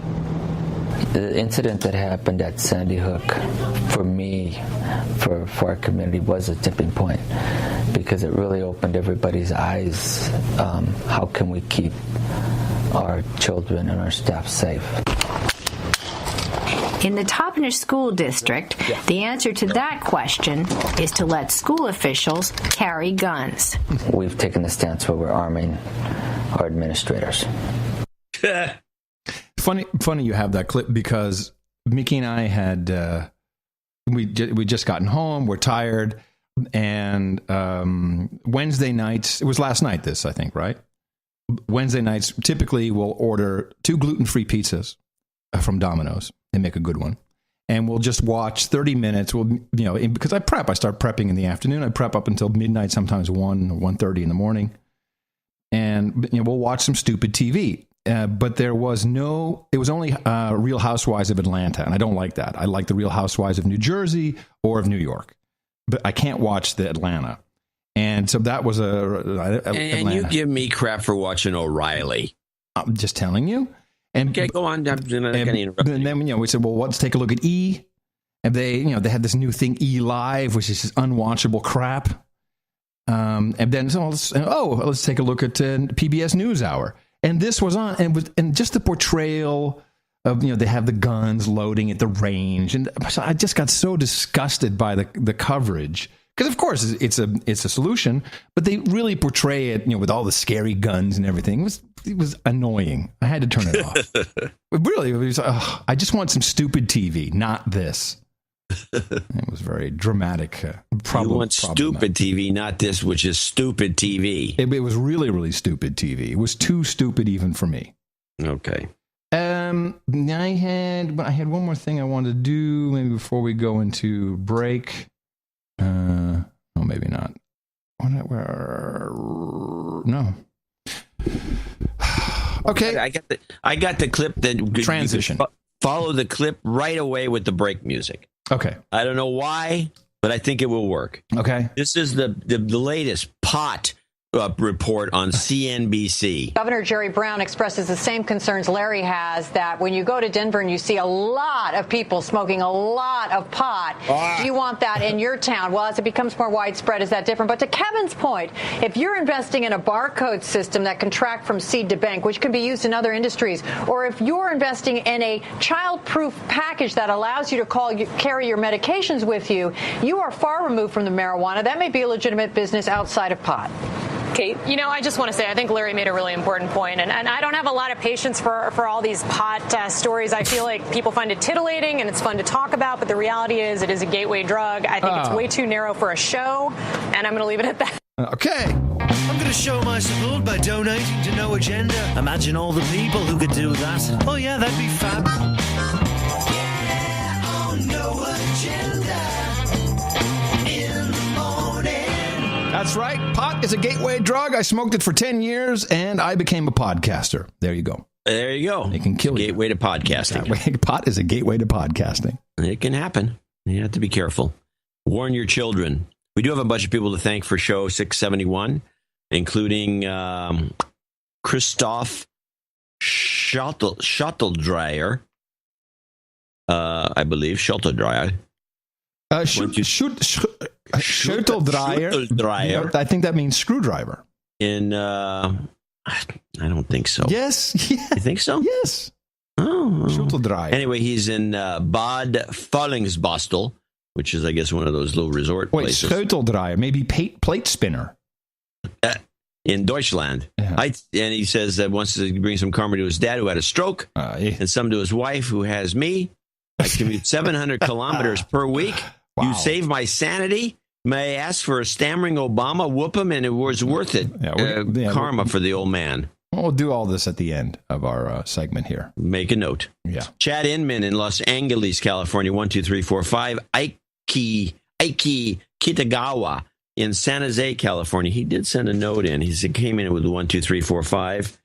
And, it's getting dark. This damn rain's coming in here. He sent a handwritten note, which is completely unreadable. But I do want to read a piece of it. I'm donating this to the Sunday show, which is next coming up, but this Thursday. Mm-hmm. I'll look at it and maybe read it later on Sunday's show. It came in today. All right. Craig Covell in Chicago, Illinois, 12333. And I'm sorry. Yes. Hold on a second. I didn't see it there. And in the red corner, wearing the black trunks with gold trim, he has a record of 33 wins, 0 losses, and 1 draw. He is the Grand Duke of Belgium and France, Sir Steven von Hellsbacher. He says he's making it rain in preparation of Swaziland. He missed that one. He's falling behind. He says he doesn't want to miss too much. Right. But, a lot of people know. Sharbacks in southern Switzerland, $111.11. This actually was in the form of a iPhone 6. Oh? Clone from China. Oh, really? I went yesterday to a trade show down in the Santa Clara Convention Center, which had all this. This is astonishing show. Wait, so he gave you a 111.11 value as a... No, I understand. It's a fake. It's an iPhone 6 clone which runs Android. Yeah. Yeah, cool. And it looks like an iPhone, and it's got and I got a lot of stories. I'm going to write it up in the PC magazine. Good. Article about this fake phone. And you will, of course, say this was a donation to the No Agenda show. I don't know how I take it out. Take it out. Plugs. The point is that this, according to him, and this is a videographer guy, and he says he listens to this. This is an interesting character. Apparently, you've corresponded with him and told him to get stuffed. Is this the guy who's you global warming? Yes. Yeah. I know. It's open comments on the episode. I just commented and said, he's like, well. Oh man, solar is real. Solar is real. He is he's a very interesting guy. He makes his money taking videos of trade shows, and he is a big No Agenda fan. Yeah. And he says he also claims to be a douchebag boner, and that's why it's a phone. He says at the beginning. He says he will do a couple $200 donations to get his operation mentioned, and he loves the show, but is all in on all the stuff that we bitch about. I know. Yeah, that's fine. Well, that's good. It's like me watching Real Housewives of New Jersey. Yeah. It's painful. I find it very peculiar. It's painful. It's painful. I don't know what is okay. It's like picking a scab. You can't help it. Anyway, so these phones, he claims, and he goes to China a lot, so I told him I'll give him money if he can get a couple more of these phones over, because I know everyone's going to want one. I saw him plugging this on Twit. Yeah, that's him. Yeah. And so, but I'm thinking this phone is not, I started playing with it. It's not really a quality product. Gee, I'm surprised. 95% of the Chinese are buying this phone instead of the iPhone because it's $100 American. John, what the fuck are you doing? This is just don't talk about phones.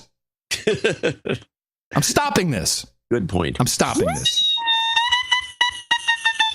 David Shamus in Sands Point, New York, $108.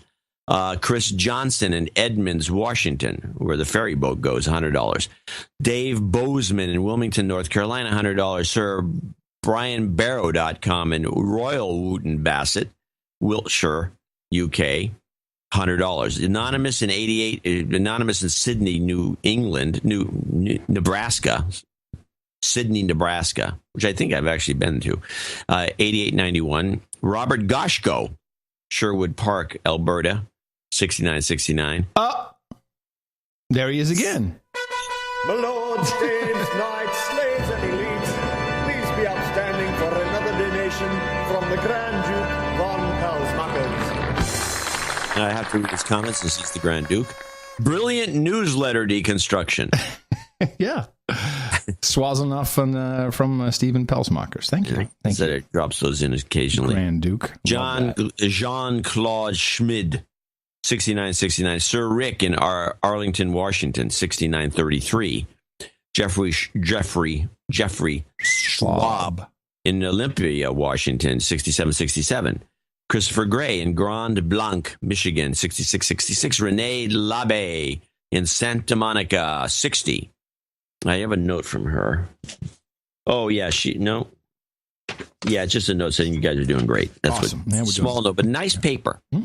Heather what do you think? Fucinari in Santa Ana, California, 5555. Kevin Dills in Charlotte, North Carolina, double nickels on the dime, along with Sam Cutts in St. Louis Park, Minnesota. You think Sam is related to Matt? I doubt it. 5510. Chris Leto in Vesey, Maine, 5510. You have a note? Sherry Laurie, $55 from Elstonwick, Victoria, Australia. Robert Huxley in London, Ontario. These are both birthdays, I see. Yes, they're birthdays. Sorry. Chris Perry in Silver Spring, Maryland. Rob Wales in Concord, West New South Wales, Australia, 5432. Carter Blumeyer in Windermere, Florida, 5369. Michael Astfalk in Berlin, Deutschland. Deborah Schudroff in Naperville, Illinois, $50.01. And then the following people are all $50 donors, beginning with all right, drop that Martin Van Galenlost. Van Galenlost. Martijn van Galenlost. Martijn. Dave Evans in Austin, Texas. Right hey, Dave. That's my buddy Dave. Dave. Hey, Dave. Dave. He's up there on the hill. Hey, Dave. Dave's not here. Andrew Haverson in Gravenhurst, Ontario. Michael Gates in Colorado Springs, Colorado. Lonnie Webb in Richardson, Texas. Kevin Derbyshire in Ajax, Ontario. Brian Matthews in Balbriggan, Colorado. Dublin, Ireland. Balbriggan in Dublin. Balbriggan. I'm from Balbriggan, eh? It's kind of funny when you get a guy like Dave who's donating. I think he's kind of saying, hello. Are we still friends? You want to go out? Oh, you haven't been out with him? Go buy him a beer. Well, he's always flying all over the world. Oh, what does he do? He's in high tech. High tech.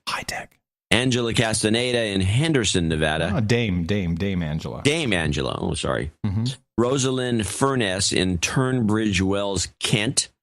David Schneider in Boca Grande. Mm-hmm. So you got to town Boca Raton, so you have to have Boca Grande. We're bigger than Raton. Yeah, and the Grande. And Sir Mark Tanner in Whittier, California. Nice. Now, we do have a bunch of different kinds of requests for sound effects. I got them. I think I got them all. He's got them all, and we're going to do them all at the end. We're at the end. And I'm going to end it up with this and do one more. I'm just going to do the whole thing as much as I can do. Here we go. That's how we go. That's how we roll.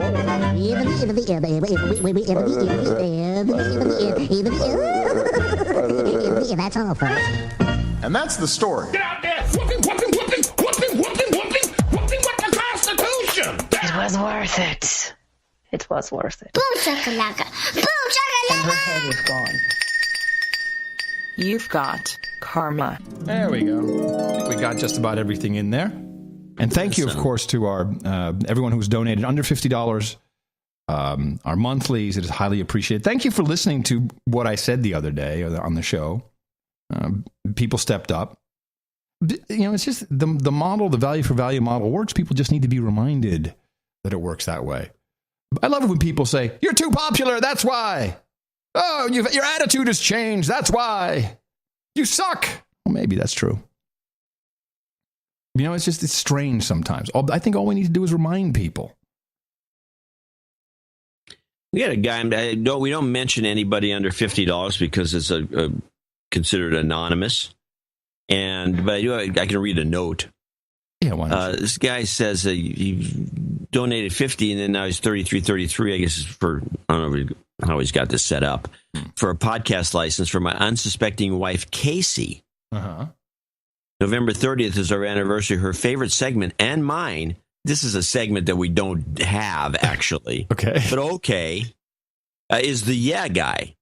Can we hear a phone call on the show with the Yeah Guy before our anniversary, which is on the 30th? So we have a couple of weeks to go. Okay, so it's Casey and who? Casey and Lonnie.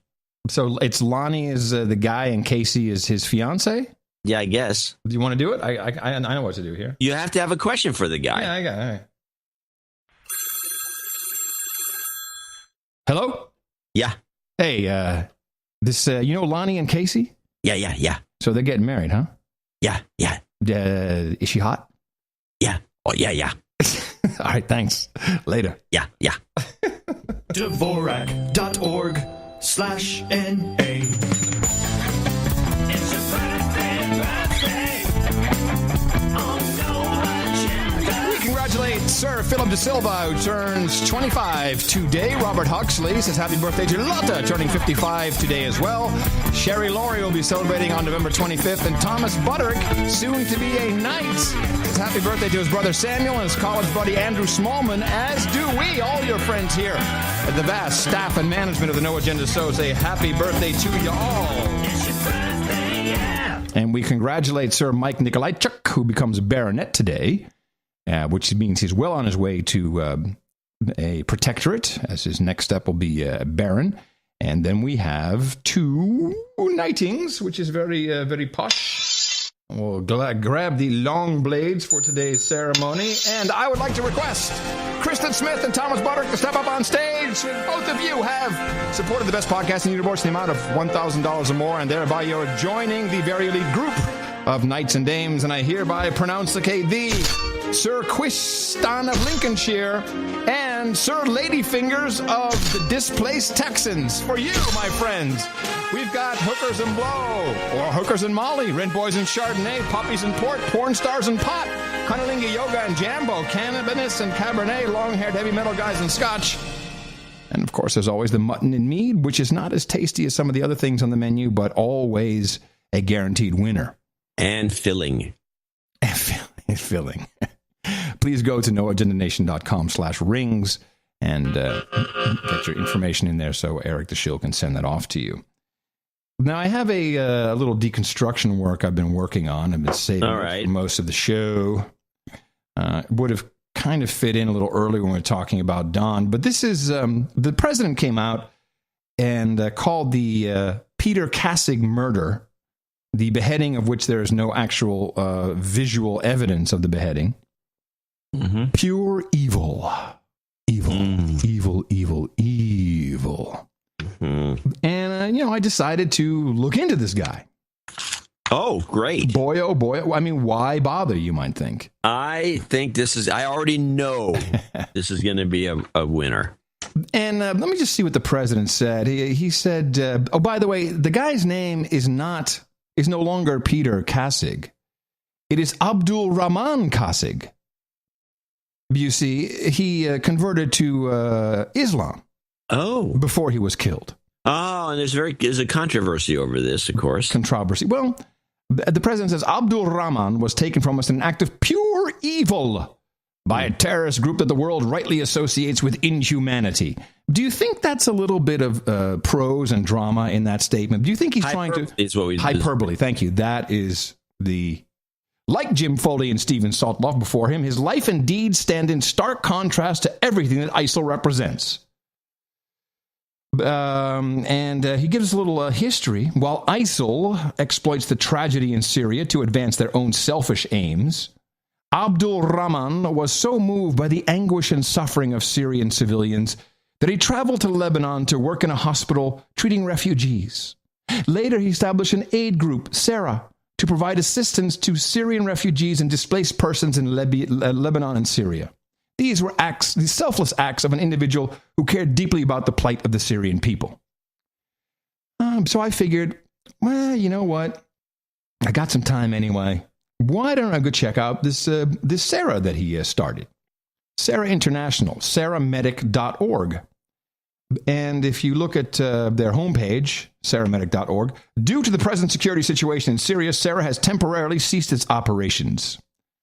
So I started looking a little bit, bopping around to see where this comes from and how this was funded. And they talk here about the founder of 2012, Peter Kassig, former U.S. Army Ranger who served in the Iraq War. The same picture everybody else is using of this guy. And so effectively, they've shut down their business. So I start searching around a little bit more. And it's interesting to see that even though they they were founded in 2012, this website was registered much later than the start of... Let me just grab it here for you. I can't find this site. S-E-R... Oh, S-E-R. Yeah. S-E-R-A? Medic. Medic.org. So I did a little who-is of this Sarah Medic. And even though they were set up in 2012, the website was not actually registered until August 1st of 2013. And I can't find out who... It's reasonable. Reasonably recent. Yeah, but okay. Yeah, it was suspicious, yeah. Just a little irksome, and they have a private registration service in Burlington, So they used an anonymizer? Yes. Why? Well, I'm going to get back to this in a moment. So I start reading, because I want to find out more about this organization. And they say on their website, if you go to our story... Right, I'm looking at it now. Yeah. Actually, I think it was, our work. There was a different one. I think it might have been on the Wayback Machine. They say, we are a 501(c) corporation, nonprofit. Not findable in the database. That could be because maybe they didn't file, maybe because they closed, but there's no evidence of them actually being that. That's okay. Sarah stands for Special Emergency Response and Assistance. Right. Then I come across an article.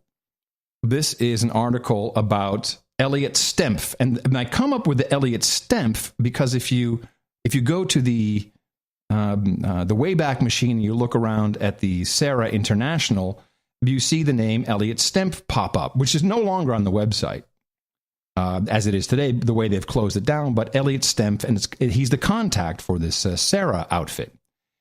And there's How do you spell that? Stempf? Oh, never mind. It shows up on the suggested links. There you go. It's got a lot of stuff up here. Okay. And this is an article from 2013, around the time they started. This is from September 23rd, so right after the website was up. Training first responders amid Syria's rubble. And then this is in Syria. Elliot Stempf, somewhere in southern Turkey. He's talking about Sarah, founded by Peter Kassig. So that's all in there. And they talk about, they sleep on the floor in some small apartment together. And then this line caught my eye. Last week, Atlanta-based Conscience International gave Sarah its biggest contribution yet, $30,000 worth of medical supplies, mostly antibiotics and pharmaceuticals to be distributed over the coming weeks. So I figure, what the hey? Let's go look at this Conscious International. Well, this is an interesting outfit. consciencinternational.org. It's kind of a tough one, but you need to go to that site. About us, who are we? Humanitarian relief and development organization that implements life-saving medical interventions. They've got a vision statement, what they do.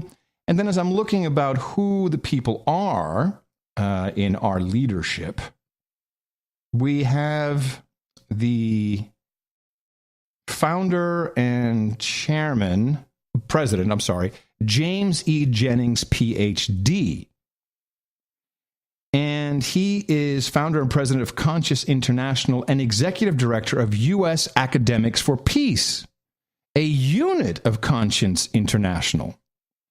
Now, if you look at U.S. Academics for Peace, this is all over the place, and it's kind of funny.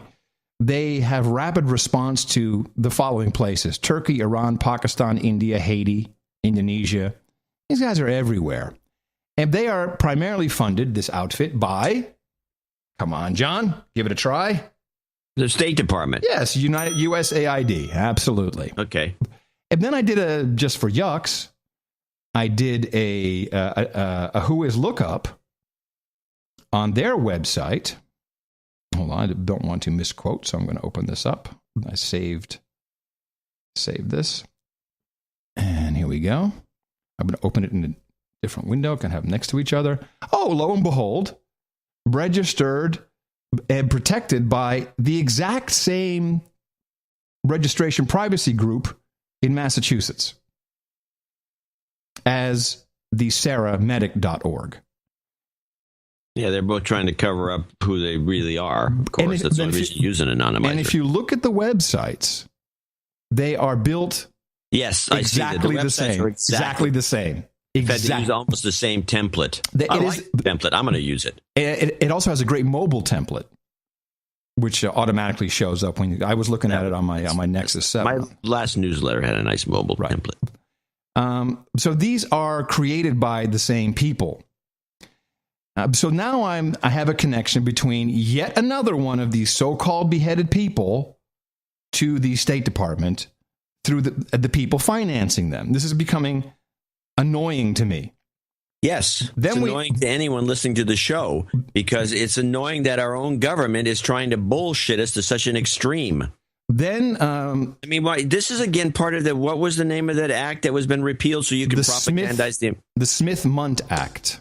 You can now propagandize the American public legally. You could never do that in the past. And particularly online. So, what happens? By the tech experts. Yes. Brian the Gay Crusader shows up. And Brian is, I don't know. When he's not flying around protecting LGBTQIAAP citizens of society with his cape, he's doing research for this show. And he sees the Army Ranger reference. And this is all in the show notes. He did a beautiful rundown. I'm giving him credit because he did a great job here. Kasich became an Army Ranger with an Army Special Operations Unit, 1st Battalion, 75th Ranger Regiment. But now that is part of JSOC. The Joint Special Operations Command also commands and controls the special mission units. Now, is this the guy that was supposedly beheaded? Yes. And he's with JSOC? Yeah, listen to the story. The Army's 1st Special Forces Operation Detachment. Here it is. Operation Detachment Delta, the Navy's Naval Special Warfare Development Group, DevGRU, SEAL Team 6, and the Air Force's 24th Special Tactics Squadron. Units from the Army's 75th Ranger Regiment. Hold on, ding. Are all controlled by JSOC. So this guy was not just a U.S. Army Ranger, he was part of Joint Special Operations Command. Now, this is according to the sources we have. What are the activities of the 1st Battalion of the 75th Ranger Regiment? Well, I'm glad you asked. Primary tasks include direct action, national and international emergency crisis response, airfield seizure, airborne and air assault operations, special reconnaissance, intelligence, counterintelligence, combat research and rescue, personnel recovery and hostage rescue, joint special operations, and counterterrorism. Notable members of the 75th Regiment: General Stanley A. McChrystal, 10th Colonel of the regiment. Who was the commander of JSOC during Kasic's time in the 1st Battalion? That was, of course, McChrystal. Going back to the article that Michael Hastings mysteriously killed in a strange accident in his car. This is from his famous Rolling Stone article on McChrystal and McChrystal's time at JSOC, which included this guy who was the so-called beheaded guy who we saw a photoshopped head on the ground. Quote, JSOC was a killing machine, says Major General Mayville, his chief of operations. McChrystal was also open to new ways of killing. He systematically mapped out terrorist networks, targeted specific insurgents, hunting them down, often with the help of cyber freaks traditionally shunned by the military. The boss would find a 24-year-old kid with a nose ring with some fucking brilliant degree from MIT sitting in the corner with 16 computer monitors humming, says a Special Forces commando who worked with McChrystal in Iraq and now serves on his staff in Kabul. He'd say, hey, you fucking muscleheads couldn't find lunch without help. You got to work together with these guys. And finally, this is according to Alternate. McChrystal's troops in Iraq, quote, do not distinguish between civilian and military oppositions, between activists and their sympathizers, and the armed resistance. So I am going to assert... A killing machine, indeed. Yeah. I'm going to assert this is bogus. Now, the guy may be dead. I mean, who knows? But he was not just hanging out with this series. No, there was money flowing from the State Department into this U.S. Academics for Peace, into this consciousinternational.org for an outfit that only, according to GuideStar in 2013, only really did about $600,000. Is a pretty big list of people on the board and involved in this operation. I mean, I don't know if you had a chance to look at all the people involved. Unconscious International? Yeah, Conscious International, yeah. Wade Beavers, Richard Swindle. But look at who they are. Look at who they are. These Beavers is he's a lawyer, big shot lawyer in Atlanta with one of the big firms. Swindle is John Mark Carpenter. John Mark Carpenter served on the board of Conscious International. He was born in Georgia. It's all Georgians, yeah. It's from Georgia. West Africa, Liberia, Monrovia. But come on, man. If you look at these guys collectively, yeah, they are not the typical do-gooder. And they build stuff. They build houses, projects. You know, these are part of the economic. Something up with these guys. So the same website, same registration. They gave money, or so-called money, I guess it was pharmaceuticals, to these two guys. And this guy just happens to be a killing machine. And then all of a sudden we captured him. Okay. And he also converted to Islam, which seems to be kind of on par for this. Well, that way you can the converting to Islam allows you to change his name and gives you it creates a smokescreen for doing any research like you did. Yes, and it also allows people to say that ISIL don't care. No, they don't care if there's a Muslim or not. Yeah. That meme is actually in play on with the right wing radio guys and right wing TV guys. Yep. That meme is major. Right. And then what's funny, because I heard one of these discussions, and there's like a point counterpoint. Listen to these shows, it's like, wow, these guys are just blah blah blah. I listen to the discussion because it just proves that the ISIL people don't even care, or they have a grudge with the other kind of Muslims. You have to be a certain kind of Muslim. That's why they didn't care to kill him, because it's just ridiculous. Yeah. No depth, no research, nothing. One of our producers sent me a clip. Now we know we have a go-to clip of Wesley Clark. We call it the Wes Clark 7.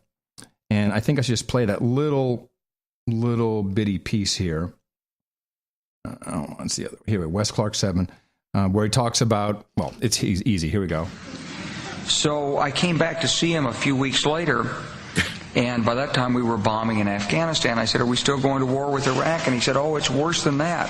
He said, he reached over on his desk, he picked up a piece of paper, and he said, I just got this down from upstairs, meaning the Secretary of Defense's office today, and he said, this is a memo that describes how we're going to take out 7 countries in 5 years, starting with Iraq and then Syria, Lebanon, Libya, Somalia, Sudan, and finishing off Iran.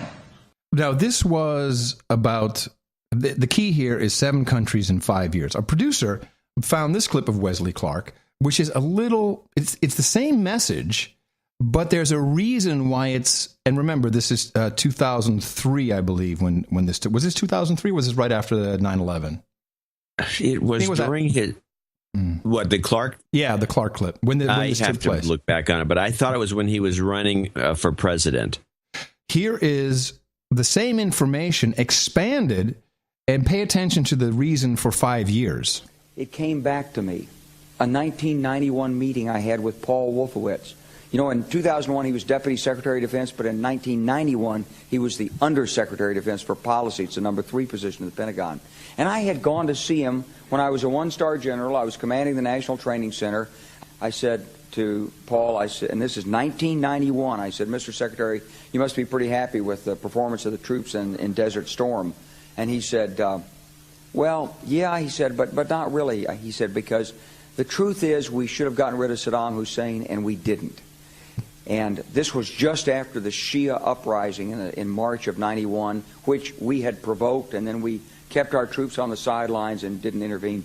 And he said, but one thing we did learn, he said, we learned that we can use our military in the region, in the Middle East, and the Soviets won't stop us. He said, and we've got about 5 or 10 years to clean up those old Soviet client regimes. Syria, Iran, Iraq, before the next great superpower comes on to challenge us. This country was taken over by a group of people with a policy coup. Wolfowitz and Cheney and Rumsfeld, and you could name a half dozen other collaborators from the Project for a New American Century. They wanted us to destabilize the Middle East, turn it upside down, make it under our control. It went back to those comments in 1991. And that's why we're failing in Iraq, because Iran and Syria know about the plan. All you have to do is read the Weekly Standard and listen to Bill Kristol, and he blabbermouths it all over the world. Richard Pearl the same way. They could hardly wait to finish Iraq so they could move into Syria. There you go. To do it all before Russia was big again and powerful. Or the Chiners actually got to that point. Or the Chiners, yes. And now if you look at the news, Iran... This is a good one. That clip, whoever sent that in should be given some special kudos. That's a great clip. Hold on. Let me find out who that was, because that is important to credit that producer. Here we go. This is from... Let me just make sure it's okay to talk about him. Jim Bentley. Okay, Bentley. Let me see where he found it. He doesn't even say where he found it. Well, but it says the clip was in 2007, and Wesley Clark makes it clear the plan is still on to invade Syria. The very next year, 2008, 5 years after the invasion of Iraq, was when U.S.-Russia relations started to deteriorate. I think Russia started to react between 2007 and the Georgia incident in 2008. That would be why the U.S. switched to portraying Russia as a dangerous aggressor. Yes, I agree. And if you look at the news right now, this is very interesting. Iran, we're cozying up to Iran now. We're making good with Iran. They will start selling natural gas to the EU in 2015 via Azerbaijan. Azerbaijan will be the gas mediator. Well, we own Azerbaijan, Baku. This is where we've got Conchita Wurst running Baku with the Eurovision Song Contest. Right. An odd connection. Well, we own Azerbaijan. We're there. I mean, and Hillary Clinton, everyone hanging out there. And Azerbaijan and of course, that will then run through, I presume, the Georgian route, or one of these other pipelines. So it seems like some parts of the plan are working. The Syrian, taking over Syria. This actually explains why the Syrian incident, the attempt to bomb. Remember when they were going to bomb them, and then I guess Dempsey kind of pushed that back. Yeah, Dempsey. That's why they're trying to get rid of Dempsey, because he's like a fly in the ointment of the scheme. Hey man, what are you talking about? Yeah. And they wanted to send, Syria a message by sending some missiles in there because of the gassing, which we now know, although it's still presented as though the Syrians gassing their own people, we now know we now know that the rebels are the ones who produced the poison gas and sent it over there. But that's okay. It's not important. Yeah. Well, who cares about the facts? Yeah, this is fun. Isn't it though? It kind of starts to come together. I would say, look out, Brazil. Did you talk to Don about Kagan? Oh, you did, right? Yes, you went on about Kagan. I did. What's missing from some of these analysis here is Kagan's not being left into the. Even Wesley Clark never mentions him that I can see. Well, the fact that Wesley Clark is outing Crystal and the Project for a New American Century at the time he said this. I think Clark is. I think he's your fair weather friend. I'm not sure that you can really count on him. There was some other news, just to show you that there are moves in the industry. Halliburton has announced they will buy Baker Hughes, right, which is a tool maker. I guess they facilitate, they drill and do stuff like that. $34.6 billion deal. That's pretty sizable.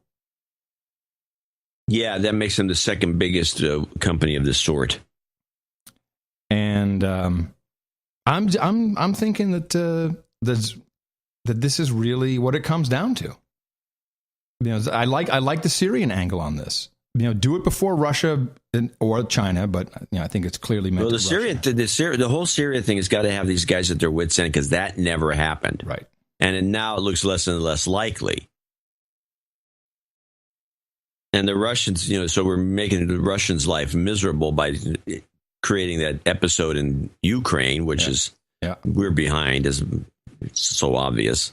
And now the Russians are struggling. What was there? I had something else on. What did I have on Ukraine? I don't know if it's true or not, but there was an article this came through Zero Hedge, which I think is they're kind of knee jerk. I'm not a trust. I don't trust their information or intelligence gathering. Yeah, I'm not too big on it either, but I went back to the source on Ukrainian TV. The Ukrainian central bank admitted, quote, the vaults of the bank have no gold left. And the conclusion on Zero Hedge is that the United States stole the gold. If there was a rumor that the gold was loaded onto a plane and flown back to the U.S., it wouldn't surprise me, by the way. None of this would surprise me if true, but I have no evidence of this.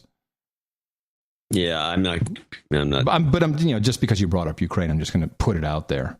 The Russians could have taken it too, for all you know. Oh yeah, the Russians are buying gold like crazy right now. Yes, they are. And I'm not going to say that we're not pro-Russia per se. No, per se. But I do think their patriotism is much stronger than ours in the United States. Yeah, it's a possibility. The Russians, I just got this one clip that kind of relates to this. This is a clip about the Polish Apple industry. The Russians have cut off the trade with Europe because they had these sanctions, and so they created a situation. If you listen to just the numbers, it's exacerbating a situation in Europe which really is unnecessary. Of course, I think it may be that we're liking it as Americans because if the European economy collapses, we benefit. Exactly how, I'm not sure, but I know one thing is the euro is finally down to $1.25, and it should be down to $1 before we're done with this. But just listen to the numbers involved here with the Polish apples story. During a meeting today, Putin repeatedly urged Russian companies to refocus their sales toward Russia's domestic market and away from trade with the West. Indeed, Russia's interference in Ukraine has set off a new Cold War, and the weapons in this war aren't warplanes or rocket launchers, although we've seen plenty of that on display in eastern Ukraine. The weapons are the stuff that people depend on to live. Everything from oil to apples. These Polish apple farmers are on the front lines of an economic war raging between Russia and the West, sparked by the real war in Ukraine. Polish apples became a casualty after Moscow slammed the door on most agricultural imports from the European Union. A tit-for-tat response to Western sanctions slapped on Russia. Russia is inflicting major pain in this farming community, an hour's drive south of Warsaw. Orchards for as far as the eye can see grow this, the famous Polish Gruitz apple. It is delicious. Poles love these, but so do other people.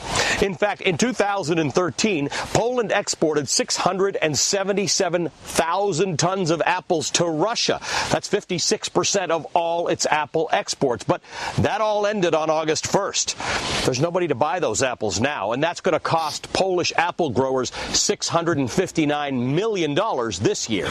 Another Don anecdote.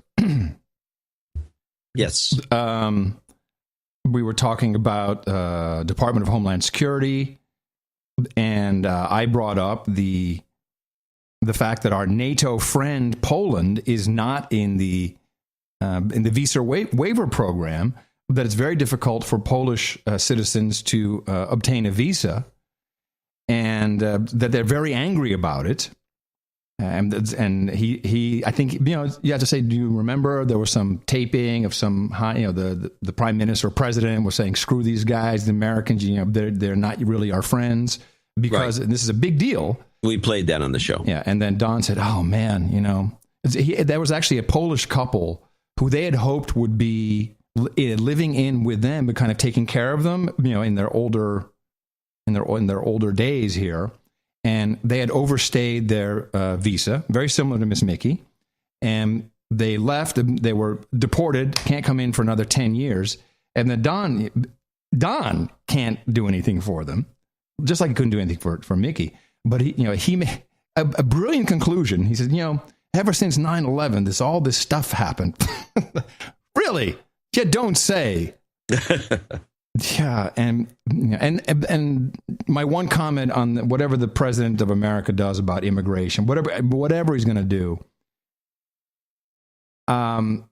it is impossible almost to become legal in this country because of the Department of Homeland Security, who are ripping people off, who are militaristic, Hitler-esque assholes about them allowing you to come in because you may be a terrorist.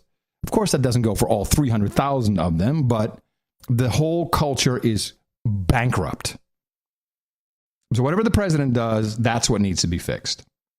Well, whatever the case is, the Polish one industry of apples, which is, cost the Polish economy over $600 million for 1 year's of crop. Yeah. This has got to be multiplied by God knows what if you looked at the entire production of all agricultural products that used to go to Russia. Yeah. This can't be a positive thing. But we've gone over this for those countries. But for us, I'm not, it might not be bad. But the crazy thing, yes, it's bankrupting the EU. We had the tomato story, and we know that. And of course, sure, the apples can't, but it's bullcrap because they just ship them to Turkey, put a different label on them, like the tomatoes, and they sell them anyway. But all these agricultural outfits all get subsidy from the EU because of these sanctions, which we're driving. And people are so stupid in the EU. I'll just say it again. You're so stupid. You're allowing Brussels to screw you over under this guise of, scary Russia. It's an attack on Europe, if anything, really. It's a whopper. And we don't even get to see that much of the news coming out of there, but there's riots everywhere. Yeah. There are just lots of riots going on. It is. We don't get any of that presented to us because somebody might get the idea of like rioting, or we have a Ferguson everywhere kind of thing. I got some background on Ferguson. Look, so a couple of our producers are in the media, and they were sent home, and they have been told to come back. Sunday is the day. Sunday is the day the riots break out. That they're all going to be there on Sunday. Will that be in time for deadlines? Well, I think the idea is the president does his thing today. We'll bitch and moan about it. Then Friday we'll switch over. They'll ask for another 48 hours, and then Sunday all hell breaks loose. Okay, that's the idea. I think it's the idea. It just seems that's the schedule the media has. This is the schedule our producers have presented to me. Okay, I presented to me. Sounds right. iPhone, schmyphone. Yeah, so a little bit of tech news. Well, I thought we did the tech news when I talked about the fake. No, I cut you off. Oh, you did. That's right. I think you have one piece of tech news. You have a clip. Do I? Yeah. What clip would that be? Uber. Oh, the Uber story. Yeah. Well, I have some backgrounder on the story. This Uber. Yeah. Which I think is a hit. I think it's a hit job. I'm thinking that too, because there's just too much stuff all of a sudden coming out. And it's a known fact that Uber and Lyft have had a blood feud. And Uber's pulled dirty tricks on Lyft. Exactly. But apparently a lot of it was triggered by Lyft pulling dirty tricks on Uber, like false bookings. Mm-hmm. And if it's a hit job, well done. I agree. Well, I think the best thing they did is to mobilize women. Whoever did this, and I just saw it immediately. First, you get Sarah, what's her name? Lacey. And the idea was someone said, "Oh, we'll dig up dirt on her." Who cares? Someone says we're going to dig up dirt on a journalist. Everyone loses their shit. The American public is being spied on and blackmailed by their own government. Like, oh, whatever. Oh, that's funny. They got planes flying around with it. Oh boy. But talk about Uber. Everyone loses their crap over it. And all the women, I'm deleting Uber. This is the big thing. # delete Uber. So it's clearly a hit. So we don't have to play the clip, actually. I think we've kind of done it. No. Yeah. There was something that I picked up, which is very, very, what is the word? Precocious. I don't think that's the right word. Scary. And this is being worked on as we speak. And I have not heard anybody talk about this as a piece of tech news. ATIS Open Web Alliance. Have you heard about the Open Web Alliance and SPDY? SPDY? Mm-hmm. SPDY, if I type it in, something's going to happen? I don't know. SPDY. Speedy, the open networking protocol developed primarily at by Google. Yes, sir. Which is sketchy for transporting web content. SPDY manipulates HTTP traffic. An experimental protocol for faster web. SPDY includes mandatory encryption for all HTTP traffic. This is and yes, it's Google, but if you look at the whole alliance, I have a PDF which I'm going to make. I may not be able to make this one available, but because the person who sent it to me is in it. I don't know if this is open or not. But this is driven by Google and Facebook and more. And the idea is primarily, here it is, to have all your web traffic flow through a massive Google proxy server. And that will, in this protocol, Google protocol to replace HTTPS that forms the foundation. Boy, these guys have got their nerve. Oh, yeah. This is a good one. Oh, yeah. It's a good catch. But check it out. They're going to build it into Android, Chrome, and Firefox is also on board. Oh, of course. They're failing. And let's see, Tumblr, WordPress, Twitter. You're our only hope. I'm sorry? Microsoft, you're our only hope. No, I think, let me see, IE is also on board. Ooh. Not in Safari, by the way. Not in Safari. But this is, and they can do this really almost without you even knowing it, because all they have to do is just build. It may already be baked in. Bake it into Android and Chrome. And they've got this, the Amazon Silk browser, I think, is also, the Amazon may have a competing service, but that's a dead in the water. The idea, and you had this little diagram, the little Android browser with a Chrome logo. There's all this traffic going to the SPDY Google proxy, which now is drawn as the cloud. And that is, so you're secure between you and Google. And then Google is going to proxy all of your requests out to the web. We must fight this. Yeah, you're not going to be able to fight anything. And this must be stopped. and I think part of this Let's Encrypt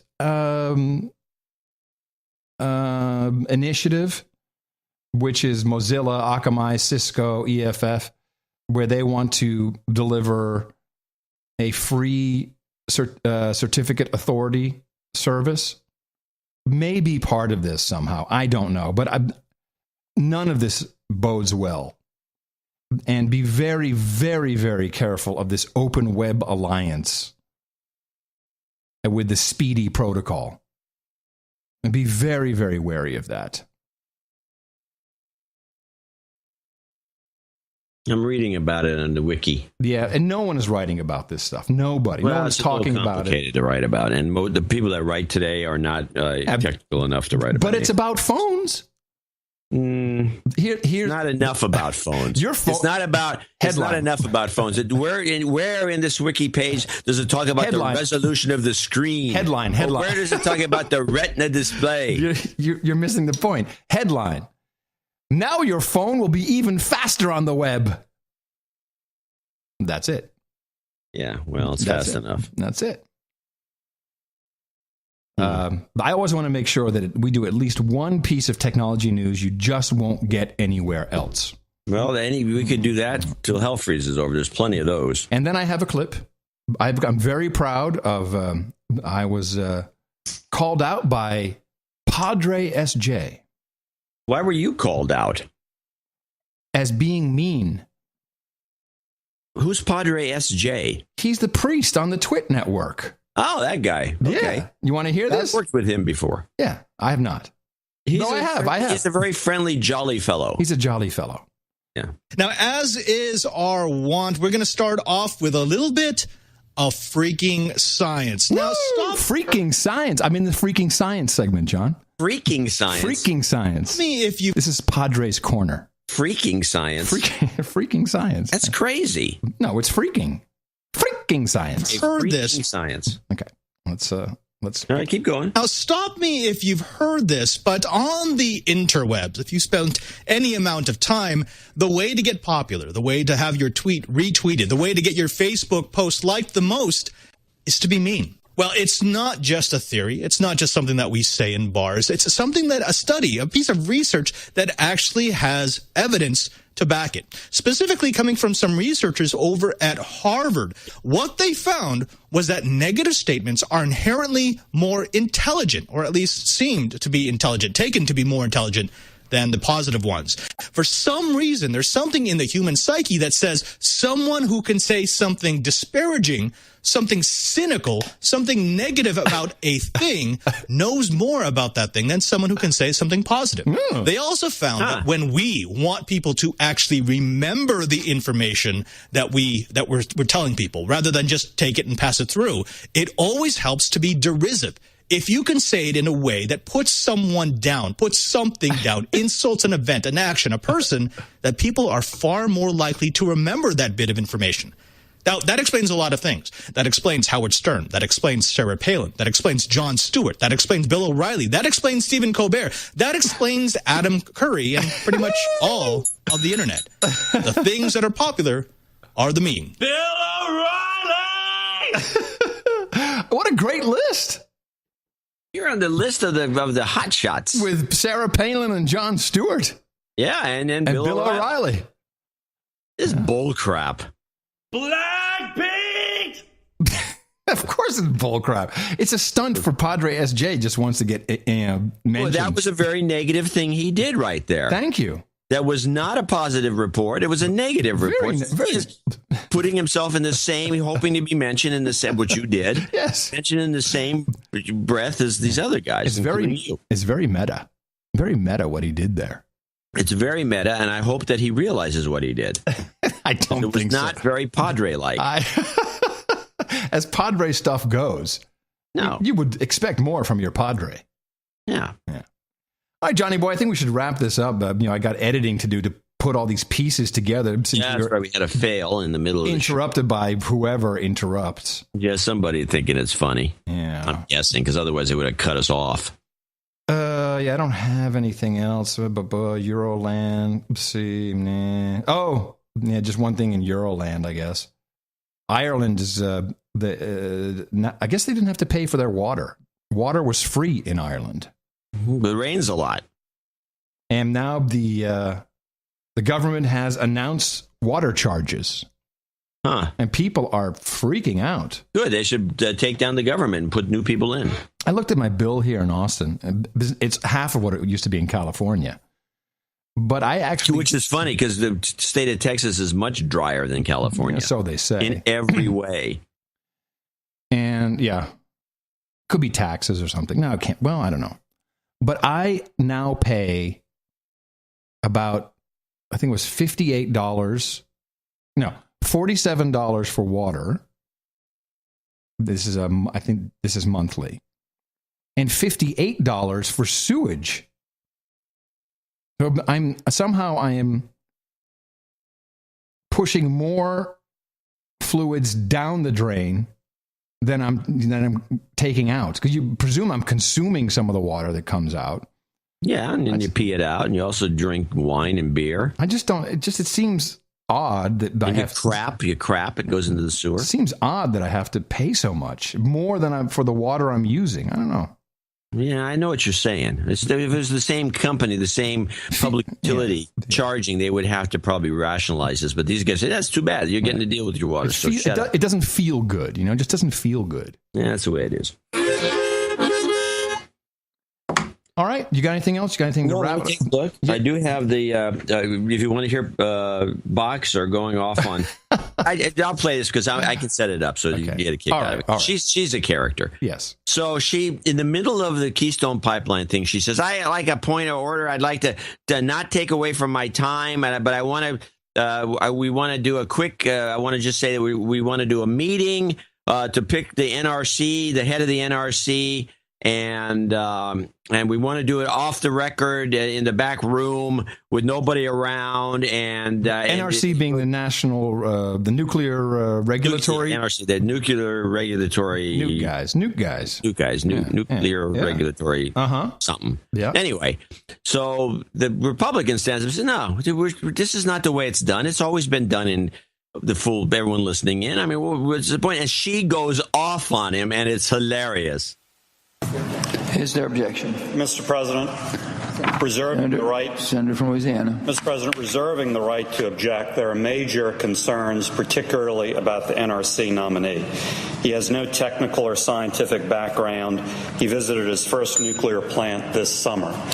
Given that, and given that there is no precedent anywhere that I can find for a 4-year nomination to the NRC not to have a nomination hearing before the committee. That's all we're asking for, a normal, routine nomination hearing. Given all of that, I object. Mr. Objection asserted. Continuing the agreement that this not count on Keystone time, I need to make the point that Mr. Barron, who is the subject of Senator Vitter's complaint, already has been confirmed. What we're doing is putting him in a different seat on the same commission that has a different expiration date. And he had a hearing, and Senator Vitter himself asked 56 questions. So I just think it's sad. Republicans won the election. Yes, they did. Oh, we're going to get busy. We're going to get busy, and we're going to work. So all I want to do is have a meeting to do our work out there off the floor on people that have had extensive hearings. Oh, no, we couldn't possibly do that. And then to talk about the lack of experience when, in fact, he already was confirmed. And Republican Commissioner Svinicki was nominated. She had never even visited a power plant. No one ever said anything about that, and we all let it go. So I just think sadness is in my heart. Really. This is our work. We're here to work. I thought that's what the Republicans said they wanted to do. They wanted to work. Oh, no. They come here and they object to a meeting off the floor of the Senate so that we can move forward. I want to make a point. The TVA, the Tennessee Valley Authority, that's a very important authority. Ah, yes, of course. Well, I would encourage... She is insane, this woman. Oh, yeah. Oh, yeah. Well, we know. I mean, you know her from back when she was Barbara from the block. Right back to that. Barbara from the block, everybody. Like that story. I encourage all of our listeners and producers to go to atomicinsights.com. This is Hot Rod Atomic Atoms. Hot Rod Atomic Atoms. Hot Rod. One of our producers. Knight. Sir Rod. Right. Sir Rod. Yeah. But he runs atomicinsights.com. I got a podcast, and he has a bunch of people around him who are actual experts on atomic and nuclear energy, radiation. Here is pro-nuclear advocate with small nuclear plant operating and design experience, former submarine engineer officer, founder at Adams Atomic Engines, Inc. I don't think he ever built them because it's very hard to get that financed. But this is the guy you want, and there's a couple other the Fukushima Diaries, I think it is. What's it called? It's all linked from atomic. Waiting for the debris to be washing up on shore any minute. We're dying. I'm still dying from it, I tell you. All right. We got a little bit of post-production to do on today's show. Not quite sure what happened, but we, as always, thank Void Zero for keeping it together with baling wire and whatever. That was quite a network thing that happened there. Yeah, it was very interesting. Yeah, during the NSA, CIA, North Korea discussion. Just a coincidence, I'm sure. We will be back on Sunday. I will be coming to you from Amsterdam, the Netherlands. On Sunday? On Sunday, as I fly tomorrow. Well, you get a good connection there, so that's not going to be a problem. It's the same place I stayed at the last time, my buddy's house, so it should be okay. What? There's a little bug flying around here. Okay. Enjoying the warmer weather here in FEMA Region 6 in the capital of the Drone Star State. Thank you very much for listening. I am Adam Curry in the morning, everybody. And from northern Silicon Valley. Ooh, this is good talking into this giant bucket. I'm John C. Dvorak. We'll be back on Sunday. Please remember us at dvorak.org/NA. See you on Sunday right here on No Agenda.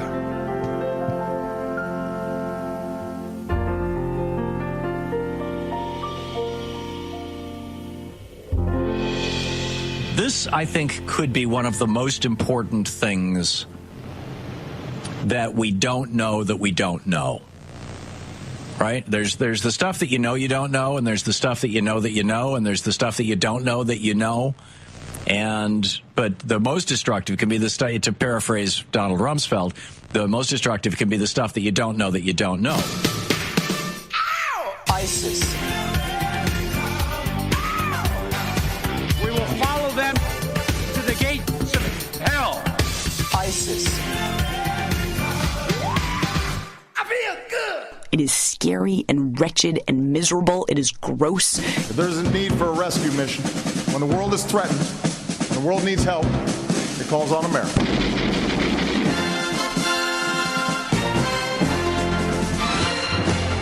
And that's the story. Adios, mofo. Blackpink! The best podcast in the universe. Dvorak.org/NA